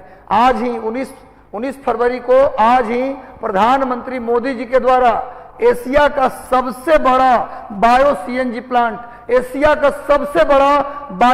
प्लांट कहां लगाया गया? इंदौर में। प्रधानमंत्री मोदी जी आज ही उद्घाटन किए हैं इंदौर में एशिया महादेश का सबसे बड़ा बायो सीएनजी प्लांट। इंदौर के बारे में बताया हूं। इंदौर पांचवी बार भारत का सबसे स्वच्छ शहर बना है। इंदौर भारत का पहला वाटर सरप्लस सिटी बना है। इंदौर भारत का 5वीं बार सबसे क्लीनेस्ट, सबसे साफ सुथरा शहर इंदौर। इंदौर में एशिया का सबसे बड़ा सीएनजी प्लांट लगाया है मोदी जी ने। नोट कर लीजिएगा, बहुत इंपॉर्टेंट है क्योंकि एशिया का सबसे बड़ा है। आगे आते हैं, अभी चीन ने, आज ही की न्यूज है ये, चीन ने आज यूएनओ में, संयुक्त राष्ट्र संघ मतलब यूएनओ में बोला है कि जो क्वाड है ये उसका विरोध किया है। चीन ने क्या किया है? संयुक्त राष्ट्र में क्वाड का विरोध किया है और कहा है कि हिंद प्रशांत क्षेत्र में टकराव वाली स्थिति पैदा करने की कोशिश की जा रही है। यानी क्वाड जो है ये 4 देशों का संगठन है। 4 देश का संगठन है। कौन कौन भैया बताइए? 4 देश में कौन कौन है? भारत, जापान, ऑस्ट्रेलिया और अमेरिका। भारत, जापान, ऑस्ट्रेलिया और अमेरिका को मिलाकर बना है क्वाड। चीन का कहना है कि जो क्वाड है वो हिंद प्रशांत क्षेत्र में टकराव और अशांति पैदा कर रहा है। और क्वाड का क्या कहना है कि चीन जो अशांति पैदा कर रहा है उसको शांत करने के लिए क्वाड जरूरी है। चीन को शांत करना है, एशिया महादेश में चीन सुपर पावर बन के उभरा है। चीन हर जगह दखल दे रहा है। इस चीज को शांत करने के लिए क्वाड बना था, जिसमें भारत, अमेरिका और जापान, ऑस्ट्रेलिया शामिल है। इसको बोला ही गया है क्वाड्रिलेटरल सिक्योरिटी डायलॉग, यानी कि चतुर्भुज सुरक्षा संवाद। नाम ही है कि चीन जो असुरक्षित माहौल पैदा कर रहा है उसको कैसे शांत किया जाए। और हाल ही में क्वाड के विदेश मंत्रियों का सम्मेलन हुआ है। कहाँ हुआ भैया? ऑस्ट्रेलिया के मेलबर्न में। ऑस्ट्रेलिया के मेलबर्न में क्वाड के विदेश मंत्रियों का सम्मेलन हुआ है और उसमें भी अमेरिका ने कहा है कि भारत का होना जरूरी है। अगर भारत को साथ नहीं लेंगे तो चीन का जो घुड़की है उसको आप दूर नहीं कर सकते। चीन को कंट्रोल करना है तो भारत के बिना संभव नहीं है, ये जो बाइडेन ने कहा है। क्वाड्रिलेटरल सिक्योरिटी डायलॉग के मीटिंग में एस जयशंकर मेलबर्न गए थे और वहां अमेरिका ने साफ साफ कहा कि बिना भारत के चीन को कंट्रोल करना चाहते हैं तो गलत सोच रहे हैं, भारत को साथ लेना पड़ेगा। पर चीन क्या कर रहा है? चीन कह रहा है जो बना है ना क्वाड, ये हमको शांत करने के लिए नहीं बल्कि यह और अशांति पैदा कर रहा है। अब क्या है भैया मामला, वो देख लीजिए। अभी कल आज ही संयुक्त राष्ट्र में इसने बयान दिया है कि क्वाड हिंद प्रशांत क्षेत्र के लिए सही नहीं है। अभी आईआईटी और भारत सरकार ने मिलकर एक प्लान बनाया है ई पासपोर्ट जारी करने का। ई पासपोर्ट सेवा जारी करने का आईआईटी, भारतीय प्रौद्योगिकी संस्थान आईआईटी और सरकार की महत्वाकांक्षी ई पासपोर्ट में भी सहयोग कर रहा है। राष्ट्रीय सूचना विज्ञान केंद्र के साथ मिलकर आईआईटी वैज्ञानिकों ने ई पासपोर्ट जारी करने के लिए एक बुनियादी ढांचा तैयार कर लिया है। यानी कि जो ई पासपोर्ट बनेगा, वो कौन बनाएगा? अब सब कुछ इलेक्ट्रॉनिक हो रहा है। अभी दिल्ली पुलिस ने हथियार के लाइसेंस भी क्या दिया है? Electronic licence. एक कार्ड जारी किया, स्मार्ट कार्ड। लाइसेंस के लिए एक स्मार्ट कार्ड जारी किया दिल्ली पुलिस ने भी। तो भारतीय प्रौद्योगिकी संस्थान यानी आईआईटी और कौन भैया? राष्ट्रीय सूचना केंद्र, नोट कर लीजिएगा। ये दोनों मिलकर क्या कर रहे हैं? ये दोनों मिलकर ई पासपोर्ट सेवा जारी करने का काम प्रारंभ कर दिए हैं। तो ई पासपोर्ट कौन तैयार करेगा बताओ? क्वेश्चन आएगा, ई पासपोर्ट किसके द्वारा तैयार किया गया? तो आईआईटी और राष्ट्रीय सूचना विज्ञान केंद्र, भारत सरकार के राष्ट्रीय सूचना विज्ञान केंद्र, नेशनल इंफॉर्मेशन साइंस सेंटर और आईआईटी के द्वारा ई पासपोर्ट जारी करने पर काम शुरू कर दिया जा चुका है। बहुत बड़ा करंट है बिहार के लिए। बिहार के प्लेयर क्रिकेटर शकीबुल गनी, बिहार के एक क्रिकेटर हैं, बैट्समैन हैं शकीब उल गनी। उन्होंने प्रथम श्रेणी के क्रिकेट में अपने पदार्पण, पहली बार ये रणजी ट्रॉफी खेल रहे हैं, पहली बार ये रणजी ट्रॉफी खेल रहे हैं और पदार्पण मैच में ही 13 शतक लगा दिया। बिहार के शकीबुल गनी, बिहार में टैलेंट है, हम लोग अपने टैलेंट को पहचानते ही नहीं, हम अपने आप को कम करके देखते हैं। तो शकीबुल गनी अपने पदार्पण मैच में ही 13 शतक जड़कर विश्व रिकॉर्ड बना दिया है। यह ऐसा करने वाले दुनिया के पहले क्रिकेटर बन गए हैं। शकीबुल गनी कोलकाता के Jadavpur university campus second ground में मिजोरम के खिलाफ, किसके खिलाफ बनाया है? पहली बात तो यह है, मिजोरम के खिलाफ रणजी ट्रॉफी के मैच में दूसरे दिन ऐतिहासिक उपलब्धि दर्ज की। मतलब कि पहले दिन नहीं, टेस्ट मैच हो रहा था, रणजी ट्रॉफी में टेस्ट मैच, उसमें पहला दिन नहीं, दूसरा दिन क्या किया उन्होंने? नॉट आउट थे पहला दिन, दूसरे दिन क्या किया? 13 शतक जड़ दिया। किसके खिलाफ? मिजोरम। ये पूछा जाएगा किसके खिलाफ? तो मिजोरम के खिलाफ। बिहार के शकीबुल गनी ये दुनिया में विश्व रिकॉर्ड पदार्पण मैच अपने पहले मैच में ही क्या कर दिया है? 13 शतक लगा दिया है शकीबुल गनी ने। नोट कर लीजिएगा, सामने शकीबुल गनी का मैं चित्र दे दिया हूं। सेशन के साथ जुड़े रहो और सेशन शेयर नहीं करते। तुम लोग बड़े क्या बोलते हैं इसको, सेल्फिश टाइप के व्यक्ति हो। थोड़ा सा सेशन को शेयर कर दिया करो, सेशन शेयर करो। अगर आपको लगता है कि मेहनत मैं कर रहा हूं, बेहतर कर रहा हूं आपके लिए, तो जल्दी से सेशन को शेयर कर दो मेरे भाई। और हम आपके साथ हैं। अगर आप मुझसे वादा लोगे, प्रॉमिस लोगे कि सर अंतिम तक बने रहिएगा क्या, तो बिल्कुल रहूंगा। एक दिन भी मैं, चाहे होली हो या कुछ भी, कोई रामनवमी हो, मैं इस सेशन को बंद करने वाला नहीं हूं। होली के दिन भी ये सेशन चलेगा, मेरा सपना है कि भैया जब तक आपके कंधे पर स्टार न देख लूं तब तक कोई होली नहीं। और आप अपने सपने को जिस दिन पूरा करेंगे आपका होली भी उसी दिन होगा। कोई त्योहार नहीं जीवन में जब तक अपने सपने को पूरा न कर लें। तो सपनों को पूरा करने के लिए, सपनों में जान डालने के लिए मेहनत करना पड़ेगा। मेहनत के सिवा कोई विकल्प नहीं है। मेहनत का विकल्प केवल मेहनत है। मेहनत का विकल्प केवल मेहनत है। यह बात मान के चलिए आप। इसलिए भैया खूब मेहनत करना है। प्रोफेसर पीसी महालनोबिस राष्ट्रीय पुरस्कार 2021 डॉक्टर आर.डी. बर्मन, वो संगीत वाले नहीं, ये दूसरे हैं। आर.डी. बर्मन संगीत वाला मत मान लीजिएगा। Doctor RD. बर्मन को दिया गया है प्रोफेसर पीसी महालनोबिस पुरस्कार 2021 किसे दिया गया है? आर.डी. बर्मन को दिया है, नोट कर लीजिएगा। नेक्स्ट आइए, गांधी शांति पुरस्कार 2020-21 का भी मिला नहीं है। गांधी शांति पुरस्कार 2020 बंग बंधु शेख मुजीबुर रहमान को दिया गया है। शेख मुजीबुर रहमान, बंग बंधु के नाम से कौन जाने जाते हैं? शेख मुजीबुर रहमान। और आप जानते हैं कि 1971 में बांग्लादेश का नींव रखा गया। बांग्लादेश कब बना? 1971 में। 2021 में इसके 50 वर्ष पूरे हो गए। नोट कर लो, क्वेश्चन आ जाए। हाल ही में कौन सा देश अपने स्थापना का क्या बना रहा है भैया? Golden jubilee. क्या मना रहा है? गोल्डन जुबली मना रहा है। गोल्डन जुबली की सिल्वर जुबली है। गोल्डन जुबली 50 साल, 100 साल में डायमंड जुबली हो जाता है। तो भैया अपने स्थापना के 50 वर्ष पूरा हुआ है किस देश का? तो बांग्लादेश। अब बांग्लादेश की आजादी कब मिला? 1971 में।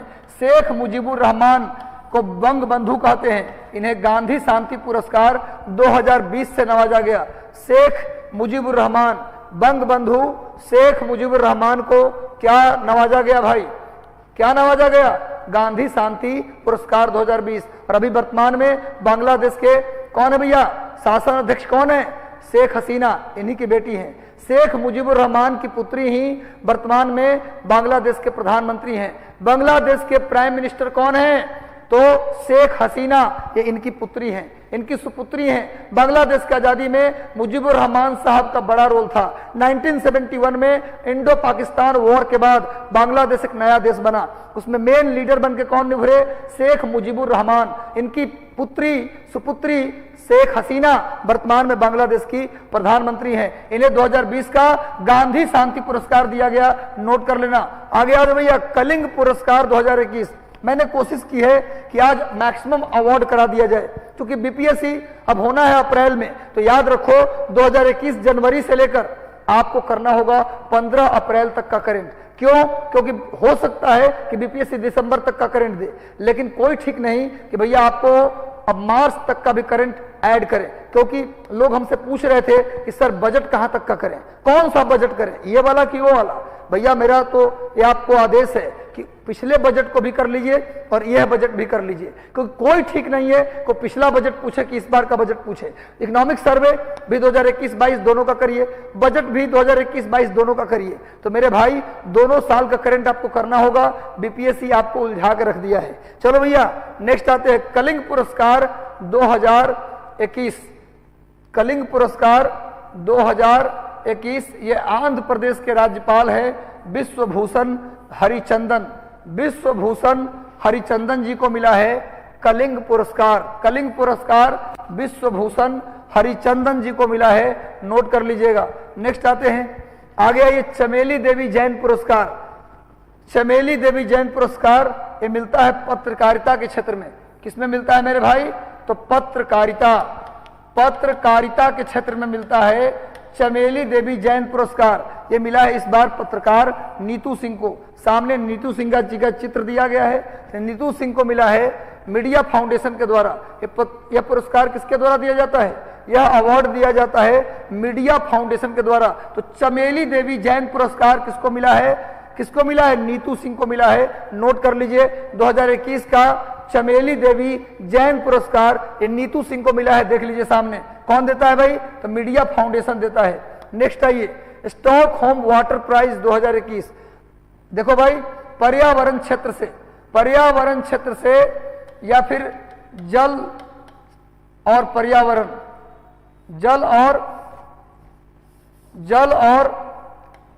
पर्यावरण क्षेत्र से सबसे बड़ा अवार्ड है दुनिया का Stockholm water prize. Stockholm water prize 2021 ये किसको मिला है? ईशानी झा, अमेरिकी नागरिक, भारतीय मूल की अमेरिकी नागरिक ईशानी झा को मिला है Stockholm water prize. Ishani Jha देखिए, ये उत्तर भारत से इनका संबंध है। उत्तर भारत मतलब मिथिलांचल क्षेत्र से इनका संबंध है। अब ये भारत की नहीं है, ये अमेरिका की है। ईशानी झा को स्टॉकहोम वाटर प्राइज मिला है। और याद रखो, उत्तर बिहार के एक महापुरुष जिन्हें सुलभ शौचालय का जनक माना जाता है, बिंदेश्वरी पाठक, इनको भी क्या मिल चुका है?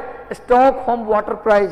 बिंदेश्वरी पाठक जी जो पूरे दुनिया में सुलभ शौचालय आप जो देखते हैं स्टेशन पर, बस स्टैंड पर, सुलभ इंटरनेशनल किनका है? बिंदेश्वरी पाठक का। उनको भी इंटरनेशनल वाटर प्राइज मिल चुका है, स्टॉकहोम वाटर प्राइज मिल चुका है। और ये भारत की बिटिया जिनका नाम है ईशानी झा, अब ये अमेरिकी नागरिक हैं पर इनका संबंध भारत से है, इनको भी इस बार क्या मिला है? Stockholm water prize. Bindeshwari Pathak का भी नाम नोट कर लो। बिंदेश्वरी पाठक जी ने क्या चलाया? सुलभ इंटरनेशनल। आज स्थिति यह है कि भारत में तो सुलभ शौचालय मिलता ही है, आप सिंगापुर, मलेशिया, इंडोनेशिया, पूरे साउथ ईस्ट एशिया में चले जाओ, हर जगह आपको सुलभ शौचालय देखने को मिलेगा। तो सुलभ इंटरनेशनल के संस्थापक बिंदेश्वरी पाठक को भी मिल चुका है स्टॉकहोम वाटर प्राइज, और ईशानी झा को भी मिला है। मैं कनेक्ट इसलिए कर दिया ताकि आपको याद हो जाए, उसी क्षेत्र के झा हैं, इसलिए आपको क्या हो जाए? याद हो जाए, इसलिए मैंने बिंदेश्वरी पाठक का भी नाम ले लिया है। देखो भैया, मोहन बागान रत्न एक अवार्ड होता है खेल से जुड़ा हुआ, मोहन बागान रत्न अवार्ड 2021। ये फुटबॉल के क्षेत्र में सर्वश्रेष्ठ फुटबॉलर अवार्ड ये मिला है राय कृष्णा को दिया गया है, और क्रिकेट में अभिमन्यु ईश्वरन को दिया गया है। नोट कर लीजिए, मोहन बागान रत्न अवार्ड बेस्ट फुटबॉलर का अवार्ड किसको मिला है? राय कृष्णा को। अब मोहन बागान रत्न बेस्ट क्रिकेटर का अवार्ड किसको मिला है? अभिमन्यु ईश्वरन को। नोट कर लीजिए, ये भैया सामने राय कृष्णा का चित्र मैंने दे दिया है, सामने बेस्ट फुटबॉलर का अवार्ड, बेस्ट फुटबॉलर का मोहन बागान रत्न की तरफ से बेस्ट फुटबॉलर का अवार्ड किसको मिला? तो ये मिला है राय कृष्णा को, और अभिमन्यु ईश्वरन को मिला है क्रिकेटर, बेस्ट क्रिकेटर का अवार्ड। इसको आप लोग नोट कर लीजिएगा।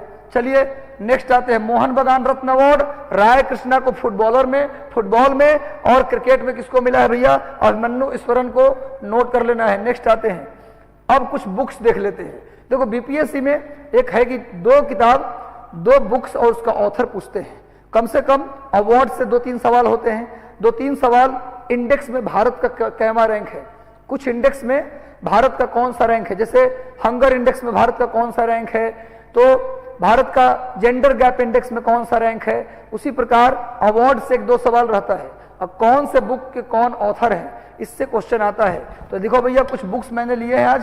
देखो मेरे भाई, एन आइडियल वर्ल्ड किताब का नाम है, एन आइडियल वर्ल्ड, इसके लेखक हैं कुणाल बसु।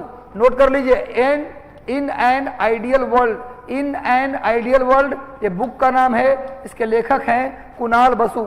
जल्दी जल्दी कर लेते हैं हम लोग। एक और बुक है भैया, उसका नाम है द ग्रेट हिंदू सिविलाइजेशन, ये बुक का नाम है। इस बुक के लेखक हैं पवन के वर्मा। देखो, द ग्रेट हिंदू सिविलाइजेशन, ये सामने मैंने बुक का चित्र दे दिया है, इसके लेखक हैं Pawan K Varma. The great Hindu civilisation book के लेखक हैं। अगला बुक देखते हैं हम लोग। नेक्स्ट बुक है मेरे भाई, नेक्स्ट बुक है 1971 the beginning of India cricket team greatness. The beginning of 1971 the beginning of India cricket team greatness. इस किताब को लिखा है 2 लोगों ने मिलकर, बोरिया मजुमदार और गौतम भट्टाचार्य और बोरिया मजुमदार ने लिखा है 1971 the beginning of India cricket team greatness. देखो, एक साल में सैकड़ों किताब लिखी जाती है। मेरी कोशिश होती है कि जो परीक्षा के लिए अति महत्वपूर्ण बुक है उसे लिखाया जाए। कितनी किताबें पढ़ेंगे, कितना है आपकी दिमागी क्षमता, मैं कोशिश करता हूं कि जो बहुत ज्यादा इंपॉर्टेंट है आपके लिए उस बुक को कराया जाए। मैं पूरे सीरीज को कराते कराते वो सारे किताब, वो सारे अवार्ड्स, वो सारे इंडेक्स में भारत का रैंक मैं करा दूंगा, ताकि आपको कहीं कोई दिक्कत ना हो। बस आपका काम है टेलीग्राम चैनल से जुड़ जाओ, इसका पीडीएफ सारे का निकाल लो, और निकाल कर बार बार अंडरलाइन करके, रंगीन करके उसे याद कर जाओ। चलो मेरे भाई, अगले करंट की ओर बढ़ते हैं।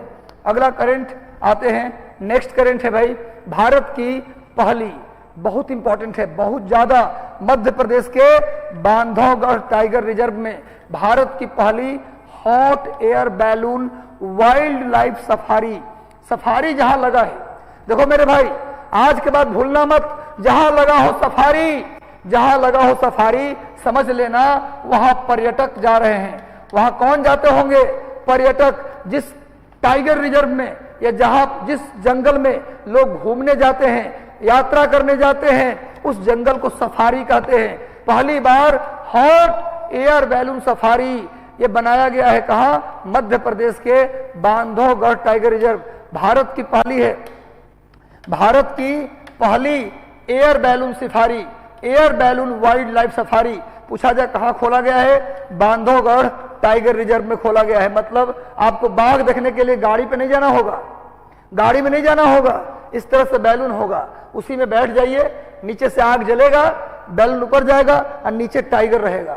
गलती से आग बुझ गया और बैलून नीचे आ गया तो आपका हादसा क्या होगा आप समझ सकते हैं बात। भगवान न करे कि ऐसा हो तो भैया आपको घुमाने बैलून में ले जाएंगे, सब गाड़ी में नहीं, अब बैलून में उड़ा दिए गए और जा रहे भैया, बाघ नीचे देख रहे हैं, समझ में आ रहा है बात। तो भैया पहला है भारत का hot air balloon wild life safari, कहां बनाया गया है?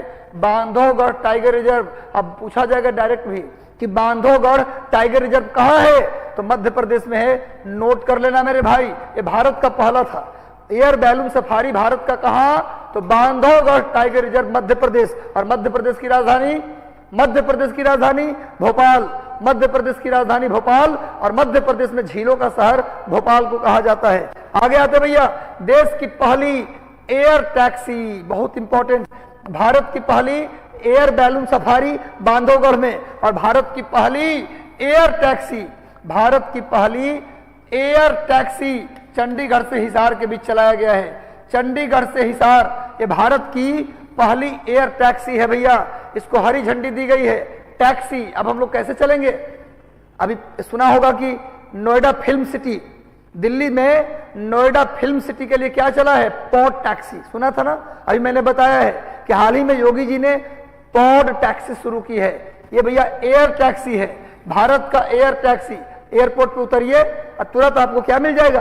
टैक्सी मिल जाएगा। और वहां से उड़ के कहां पहुंचेंगे आप? हिसार। चंडीगढ़ से हिसार के बीच भारत का पहला एयर टैक्सी, नोट कर लेना। चंडीगढ़, पंजाब, हरियाणा और चंडीगढ़, तीनों की राजधानी चंडीगढ़ है। पंजाब हरियाणा दोनों की राजधानी कहां है भैया? चंडीगढ़। और चंडीगढ़ में कैपिटल म्यूजियम है। चंडीगढ़ में क्या है जी? कैपिटल म्यूजियम है, जिसे 2016 में यूनेस्को के वर्ल्ड हेरिटेज साइट, यूनेस्को के विश्व धरोहर सूची में शामिल किया गया था। चंडीगढ़ के कैपिटल म्यूजियम को नोट कर लेना। चंडीगढ़ के कैपिटल म्यूजियम को क्या किया गया था? 2016 में यूनेस्को के विश्व धरोहर में शामिल किया गया था। और चंडीगढ़, बहुत इंपॉर्टेंट, नोट करो, चंडीगढ़ भारत का पहला, चंडीगढ़ भारत का पहला प्लांट सिटी है। चंडीगढ़ भारत का पहला प्लांट सिटी, भारत का पहला नियोजित शहर कौन है भैया? चंडीगढ़। और चंडीगढ़ को डिजाइन किसने किया था? चंडीगढ़ को डिजाइन किसने किया था जी? ली कार्बूजियर। चंडीगढ़ को डिजाइन किया था ली कार्बूजियर, ली कार्बूजियर, इसने चंडीगढ़ को डिजाइन किया था। चंडीगढ़ भारत का पहला plant city, plant city, Bharat का पहला प्लांट सिटी चंडीगढ़। ली कार्बूजियर ने चंडीगढ़ को डिजाइन किया था। और चंडीगढ़ के कैपिटल म्यूजियम को कहां डाला गया है? यूनेस्को के विश्व धरोहर सूची में। अब पहली एयर टैक्सी चंडीगढ़ के हिसार के बीच। आ गया ये विजडम क्रिकेटर एल्मैक, एक पत्रिका है, एक मैगजीन का नाम है, खेल से संबंधित एक मैगजीन है, उस मैगजीन का नाम है विजडम। विजडम, विजडम ने कभी सचिन तेंदुलकर का भी फोटो छापा था। विजडम ने कभी सचिन तेंदुलकर का भी फोटो छापा था फ्रंट पेज पर। अभी विजडम ने इंग्लैंड के बॉलर स्टुअर्ट ब्रॉड का चित्र फ्रंट पेज पर लगाया है। विजडम मैगजीन के द्वारा स्टुअर्ट ब्रॉड, ये आप जानते होंगे, ये वही महानुभाव हैं जिनके 6 बॉल पर 6 छक्के लगा दिए थे युवराज सिंह ने। T20 मैच में 6 गेंद पर 6 छक्के। भाई साहब ये नर्वस हो गए थे, कहां बॉल फेंके, जहां फेंको बेटा बाउंड्री पार। तो ये वही स्टुअर्ट ब्रॉड हैं इंग्लैंड के बॉलर हैं भैया, इंग्लैंड के खिलाड़ी हैं। इनको विजडम मैगजीन ने कहां छापा है? अपने फ्रंट पेज पर स्थान दिया है। और विजडम के सर्वश्रेष्ठ क्रिकेटर बेन स्टोक्स को घोषित किया गया। इंग्लैंड के ही क्रिकेटर बेन स्टोक्स को क्या किया गया है? बेस्ट क्रिकेटर का अवार्ड दिया गया है। बेस्ट क्रिकेटर का अवार्ड किसको दिया गया है? बेन स्टोक्स को। और स्टुअर्ट ब्रॉड को कहां छापा गया है? फ्रंट पेज पर। नोट कर लेना। आगे आते हैं, नेक्स्ट आ जाओ मेरे भाई, अगला करंट अफेयर। मंगोलिया के सर्वोच्च नागरिक सम्मान, मंगोलिया जिसकी राजधानी है उलान बटोर, मंगोलिया के सर्वोच्च नागरिक सम्मान ऑर्डर ऑफ पोलर स्टार, सम्मान का नाम क्या है जी? मंगोलिया का सर्वोच्च, जैसे भारत का सर्वोच्च नागरिक सम्मान क्या है? भारत रत्न, उसी प्रकार मंगोलिया का सर्वोच्च नागरिक पुरस्कार है ऑर्डर ऑफ पोलर स्टार। ये मिला है आर.के. सभरवाल जी को। यह अवार्ड मिला है भारत के आर.के. सभरवाल को मिला है मंगोलिया का सर्वोच्च नागरिक सम्मान order of polar star. Order of polar star ये मंगोलिया का सर्वोच्च नागरिक सम्मान है। और भारत का सर्वोच्च नागरिक सम्मान भारत रत्न। तो किसको मिला है भाई मंगोलिया का सर्वोच्च नागरिक सम्मान? आर.के. सभरवाल को। मंगोलिया की राजधानी उलान बटोर, मंगोलिया की राजधानी उलान बटोर। नोट कर लीजिएगा। आगे आइए नेक्स्ट। हम मंगोलिया में कौन सा मरुस्थल है भी नोट कर लो। मंगोलिया में गोबी मरुस्थल है। मंगोलिया में गोबी मरुस्थल है, जल्दी नोट कर लो। और ये एशिया महादेश का सबसे बड़ा मरुस्थल है। एशिया महादेश का सबसे बड़ा मरुस्थल, सबसे बड़ा मरुस्थल कौन है मेरे भाई? गोबी मरुस्थल एशिया का सबसे बड़ा मरुस्थल है जो मंगोलिया में है। इसकी राजधानी उलान बटोर। इसका सर्वोच्च सम्मान polar star, order of polar star किसको मिला है? आर.के. सभरवाल को। इतनी बार बोलता हूं कि याद हो जाता होगा। नेक्स्ट आइए, अगला करंट अफेयर। मालदीव के विदेश मंत्री अब्दुल्ला शाहिद, मालदीव के राजधानी का है भैया? माले। मालदीव की राजधानी माले। मालदीव के विदेश मंत्री अब्दुल्ला शाहिद को संयुक्त राष्ट्र महासभा के 76वें अधिवेशन का क्या बनाया गया है? अध्यक्ष। पूछा जाए कि संयुक्त राष्ट्र महासभा का हर साल मीटिंग होता है। संयुक्त राष्ट्र महासभा जो है, संयुक्त राष्ट्र महासभा उसका हेडक्वार्टर न्यूयॉर्क में है। कहाँ है भैया? न्यूयॉर्क में है। और न्यूयॉर्क को बोला जाता है big Apple city. Big Apple city, question लिख लो। न्यूयॉर्क को बोलते हैं बिग एप्पल सिटी। और न्यूयॉर्क हडसन नदी के किनारे है। हडसन नदी के किनारे है न्यूयॉर्क। न्यूयॉर्क को बोलते हैं बिग एप्पल सिटी। और मालदीव के विदेश मंत्री अब्दुल्ला शाहिद क्या बने हैं? संयुक्त राष्ट्र के 76वें सेशन, संयुक्त राष्ट्र के 76th सेशन के अध्यक्ष। पूछा जाए कौन बने हैं तो मालदीव के विदेश मंत्री अब्दुल्ला शाहिद। क्या भैया? संयुक्त राष्ट्र महासभा का हेडक्वार्टर न्यूयॉर्क। कितने मेंबर हैं महासभा में? कितने मेंबर संयुक्त राष्ट्र महासभा में? लिख लो 193 मेंबर। संयुक्त राष्ट्र महासभा में कितने मेंबर? 193। और सिक्योरिटी काउंसिल में कितने? 15। संयुक्त राष्ट्र के सुरक्षा परिषद में कितने मेंबर? 15। 10 अस्थायी और 5 अस्थायी। लेकिन महासभा में कितने मेंबर? तो 193 मेंबर। नोट कर लीजिए। इस हेडक्वार्टर कहाँ है भैया? न्यूयॉर्क। न्यूयॉर्क को क्या बोलते हैं? Big Apple city. न्यूयॉर्क किस नदी के किनारे है? हडसन नदी के किनारे है। अब्दुल्ला शाहिद को 76वें सेशन का क्या बनाया गया है? महासभा के जनरल असेंबली के 76 सेशन का अध्यक्ष अब्दुल्ला शाहिद बने हैं, जो मालदीव के विदेश मंत्री हैं। और मालदीव की राजधानी माले। और इस बार का सबसे बड़ा और सबसे बेहतरीन करंट, आगे जैसे जैसे बढ़ रहे हैं बेहतर से बेहतर करंट मिलता जा रहा है। भारत 2023 में अंतरराष्ट्रीय ओलंपिक समिति के सत्र की क्या करेगा? मेजबानी करेगा। ये दूसरा मौका है। 1983 के बाद ये दूसरा मौका है जब भारत मेजबानी करेगा। भारत में मीटिंग होगी। अंतरराष्ट्रीय ओलंपिक समिति, अंतरराष्ट्रीय ओलंपिक कमेटी की मीटिंग 2023 में भारत में होने जा रहा है। इससे पहले 1983 में भी कहा हुआ था भारत में 1983। वर्तमान में भारत की तरफ से इंटरनेशनल ओलंपिक कमेटी में मेंबर कौन है? मुकेश अंबानी की पत्नी Nita Ambani. Nita Ambani international Olympic committee के वर्तमान में कौन है भैया? मेंबर हैं इंटरनेशनल ओलंपिक कमेटी के मेंबर कौन है? नीता अंबानी। और अगले साल 2023 में भारत करेगा दूसरी बार ओलंपिक कमेटी के मेजबानी। पहली बार कब किया था? 1983 में। नोट कर लेना मेरे भाई, बहुत ज्यादा इंपॉर्टेंट करंट है। अगला करंट इससे भी ज्यादा इंपॉर्टेंट है। प्रधानमंत्री नरेंद्र मोदी जी के द्वारा शनिवार यानी कि कल का मतलब कितने, शनिवार मतलब आज ही, शनिवार मतलब आज यानी 19 फरवरी को, आज ही भारत के विभिन्न शहरों और गांव में, खेतों में कीटनाशकों की छिड़काव करने के लिए गरुड़ एक्सप्रेस के 100 किसान ड्रोन, अब ड्रोन से दवाई छिड़काएगा। ये जो केमिकल का छिड़काव होगा ना खेतों में, ड्रोन के माध्यम से होगा। ड्रोन में भर दीजिए सारा केमिकल, अब बस उड़ा दीजिए, सब पूरे खेत में क्या कर देगा? वो छिड़क देगा आपका केमिकल। तो भैया खेतों में केमिकल के छिड़काव के लिए 100 ड्रोन, अभी भारत के मोदी जी जो प्रधानमंत्री हैं उन्होंने आज 100 ड्रोन का क्या किया भैया? उद्घाटन किया है गरुड़ एक्सप्रेस के तहत। देखो सामने एक ड्रोन का मैंने चित्र दे दिया है ताकि आपको समझ में आ जाए किस तरीके से खेत में छिड़काव करता है। देखो सामने रिमोट कंट्रोल है भैया, रिमोट लेके आदमी खड़ा है और ड्रोन से उड़ा के जहां तहां क्या कर रहा है? छिड़काव कर रहा है। 100 ड्रोन विकसित किया जाएगा भारत की तरफ से, किसके लिए भैया? कृषि में। और ये काम हो गया तो कृषि में एक बड़ी क्रांति आएगी, कृषि क्षेत्र में एक बड़ी क्रांति आएगी। अब बहुत इंपॉर्टेंट, बुर्किना फासो अफ्रीका का एक देश है। बुर्किना फासो अफ्रीका महादेश का एक देश है भाई। वहां के नेता दामनीबा उनका नाम है, सैन्य नेता है, वो अगले राष्ट्रपति बनेंगे। बुर्किना फासो के अगले राष्ट्रपति कौन बनेंगे? दामनीबा। सामने देखिए, सैन्य नेता है दामनीबा, जो बुर्किना फासो के क्या बनेंगे?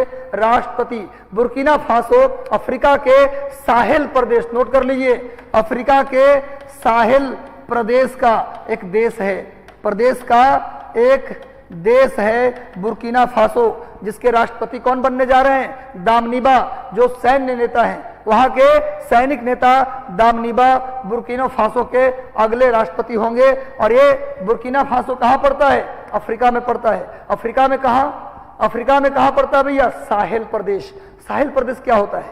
अरे सहारा मरुस्थल के दक्षिण का जो एरिया है उसे साहेल प्रदेश कहते हैं, नोट कर लीजिएगा। सहारा मरुस्थल उत्तर अफ्रीका में है, उसके दक्षिण के क्षेत्र को साहेल प्रदेश कहते हैं। वही पड़ेगा आपको बुर्किना फासो, वहीं पड़ेगा नाइजर, वहीं पड़ेगा माली, वहीं पड़ेगा घाना। तो ये बुर्किना फासो के दामनीबा नए राष्ट्रपति होंगे, नोट कर लीजिए। अभी हाल ही में उधमपुर, बहुत इंपॉर्टेंट है, हाल में उधमपुर और श्रीनगर और बारामूला रेल लिंक पर, उधमपुर श्रीनगर को जोड़ने वाला जो बारामूला रेल लिंक है, वहां भारतीय रेलवे की सबसे लंबी सुरंग T49, नोट कर लेना, T49 बनाया गया है, जिसकी लंबाई है 12.758 किलोमीटर, 12.758 किलोमीटर, नोट कर लीजिए। ये सबसे लंबा रेलवे सुरंग है भैया। उधमपुर श्रीनगर रूट में बारामूला रेल लिंक पर सबसे बड़ा रेल सुरंग, जिसका नाम दिया गया T49, जिसकी लंबाई है 12.758 किलोमीटर, लगभग 12.5 किलोमीटर लंबा टनल क्या होता है जानते हो ना? सुरंग। पहाड़ों को काटकर आर पार जाने की जो रास्ता बनाई जाती है उसे सुरंग कहते हैं। इसकी लंबाई याद रखिएगा, सबसे लंबा रेल सुरंग हो गया भारत की सबसे लंबी रेल सुरंग, जिसका नाम क्या दिया गया? T49। किसको जोड़ेगा? उधमपुर को श्रीनगर से जोड़ेगा। इस रेल लिंक का नाम क्या है? Baramulla rail link. T49 Bharat के सबसे लंबा रेलवे रूट होगा, नोट कर लीजिए मेरे भाई। आगे बढ़ते हैं, नेक्स्ट करंट अफेयर। 20 मार्च से 20 मार्च से भारत के 33वें, बहुत इंपॉर्टेंट, नोट कर लो, 33वें सूरज कुंड मेला, ये फरीदाबाद में होता है। कहां होता है भैया? हरियाणा के फरीदाबाद में होता है। इस मेले का थीम स्टेट जम्मू कश्मीर है, बहुत इंपॉर्टेंट। इस बार का जो 33वां सूरज कुंड मेला होने वाला है, सूरज कुंड मेला जनरली कहां होता है? फरीदाबाद में ही होता है। हरियाणा के फरीदाबाद में हर साल सूरज कुंड मेले लगाए जाते हैं और वहां पर जितने भी लोकल हस्तशिल्पी हैं, लोकल जो संस्कृति है वहां का, कल्चर है वहां का, उसको दिखाया जाता है। तो सूरज कुंड मेला जो 33वें नंबर का है वो कहां हो रहा है? फरीदाबाद में। उसका थीम राज्य किसको बनाया गया है? जम्मू कश्मीर को और पार्टनर कंट्री ब्रिटेन को बनाया गया है। क्वेश्चन आ जाएगा इस बार के सूरजकुंड मेले का थीम स्टेट कौन है, तो जम्मू कश्मीर, और पार्टनर देश कौन है, तो ब्रिटेन। इस बार के सूरजकुंड मेले का पार्टनर देश है ब्रिटेन और थीम राज्य है जम्मू कश्मीर, और फरीदाबाद में यह मेला आयोजित होता है। सामने मैंने चित्र दे दिया है, सूरजकुंड मेले का रंगारंग चित्र मैंने दिया, देख लीजिए, ये फरीदाबाद में होता है। इस बार का थीम स्टेट है जम्मू कश्मीर, और इस बार का जो पार्टनर कंट्री हो ब्रिटेन है, नोट कर लीजिए, बहुत इंपॉर्टेंट है। अभी ब्रिटेन में एक तूफान आने वाला है जिसका नाम है ड्यूनाइट्स तूफान, जिसका नाम है मेरे भाई ड्यूनाइट्स तूफान। इसका संकट ब्रिटेन में मौजूद है, जिसके लिए अलर्ट जारी किया गया है। अभी हाल में आजकल में एक तूफान के लिए ब्रिटेन को अलर्ट किया गया है, ड्यूनाइट तूफान। और यदि बात करते हैं हम ब्रिटेन की, तो ये भैया ब्रिटेन है। ये ब्रिटेन की बात करें तो थोड़ा ब्रिटेन देख लीजिए आप लोग, अगर देखना चाहें तो। ये ब्रिटेन है। ब्रिटेन का जो उत्तरी हिस्सा है उसको बोलते हैं स्कॉटलैंड।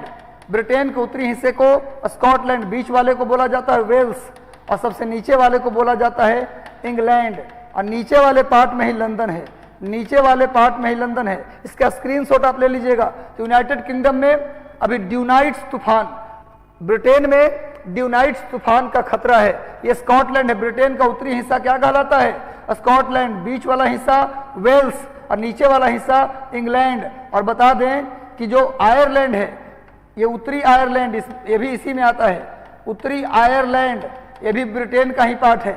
ये सब को मिलाकर बोलते हैं यूके।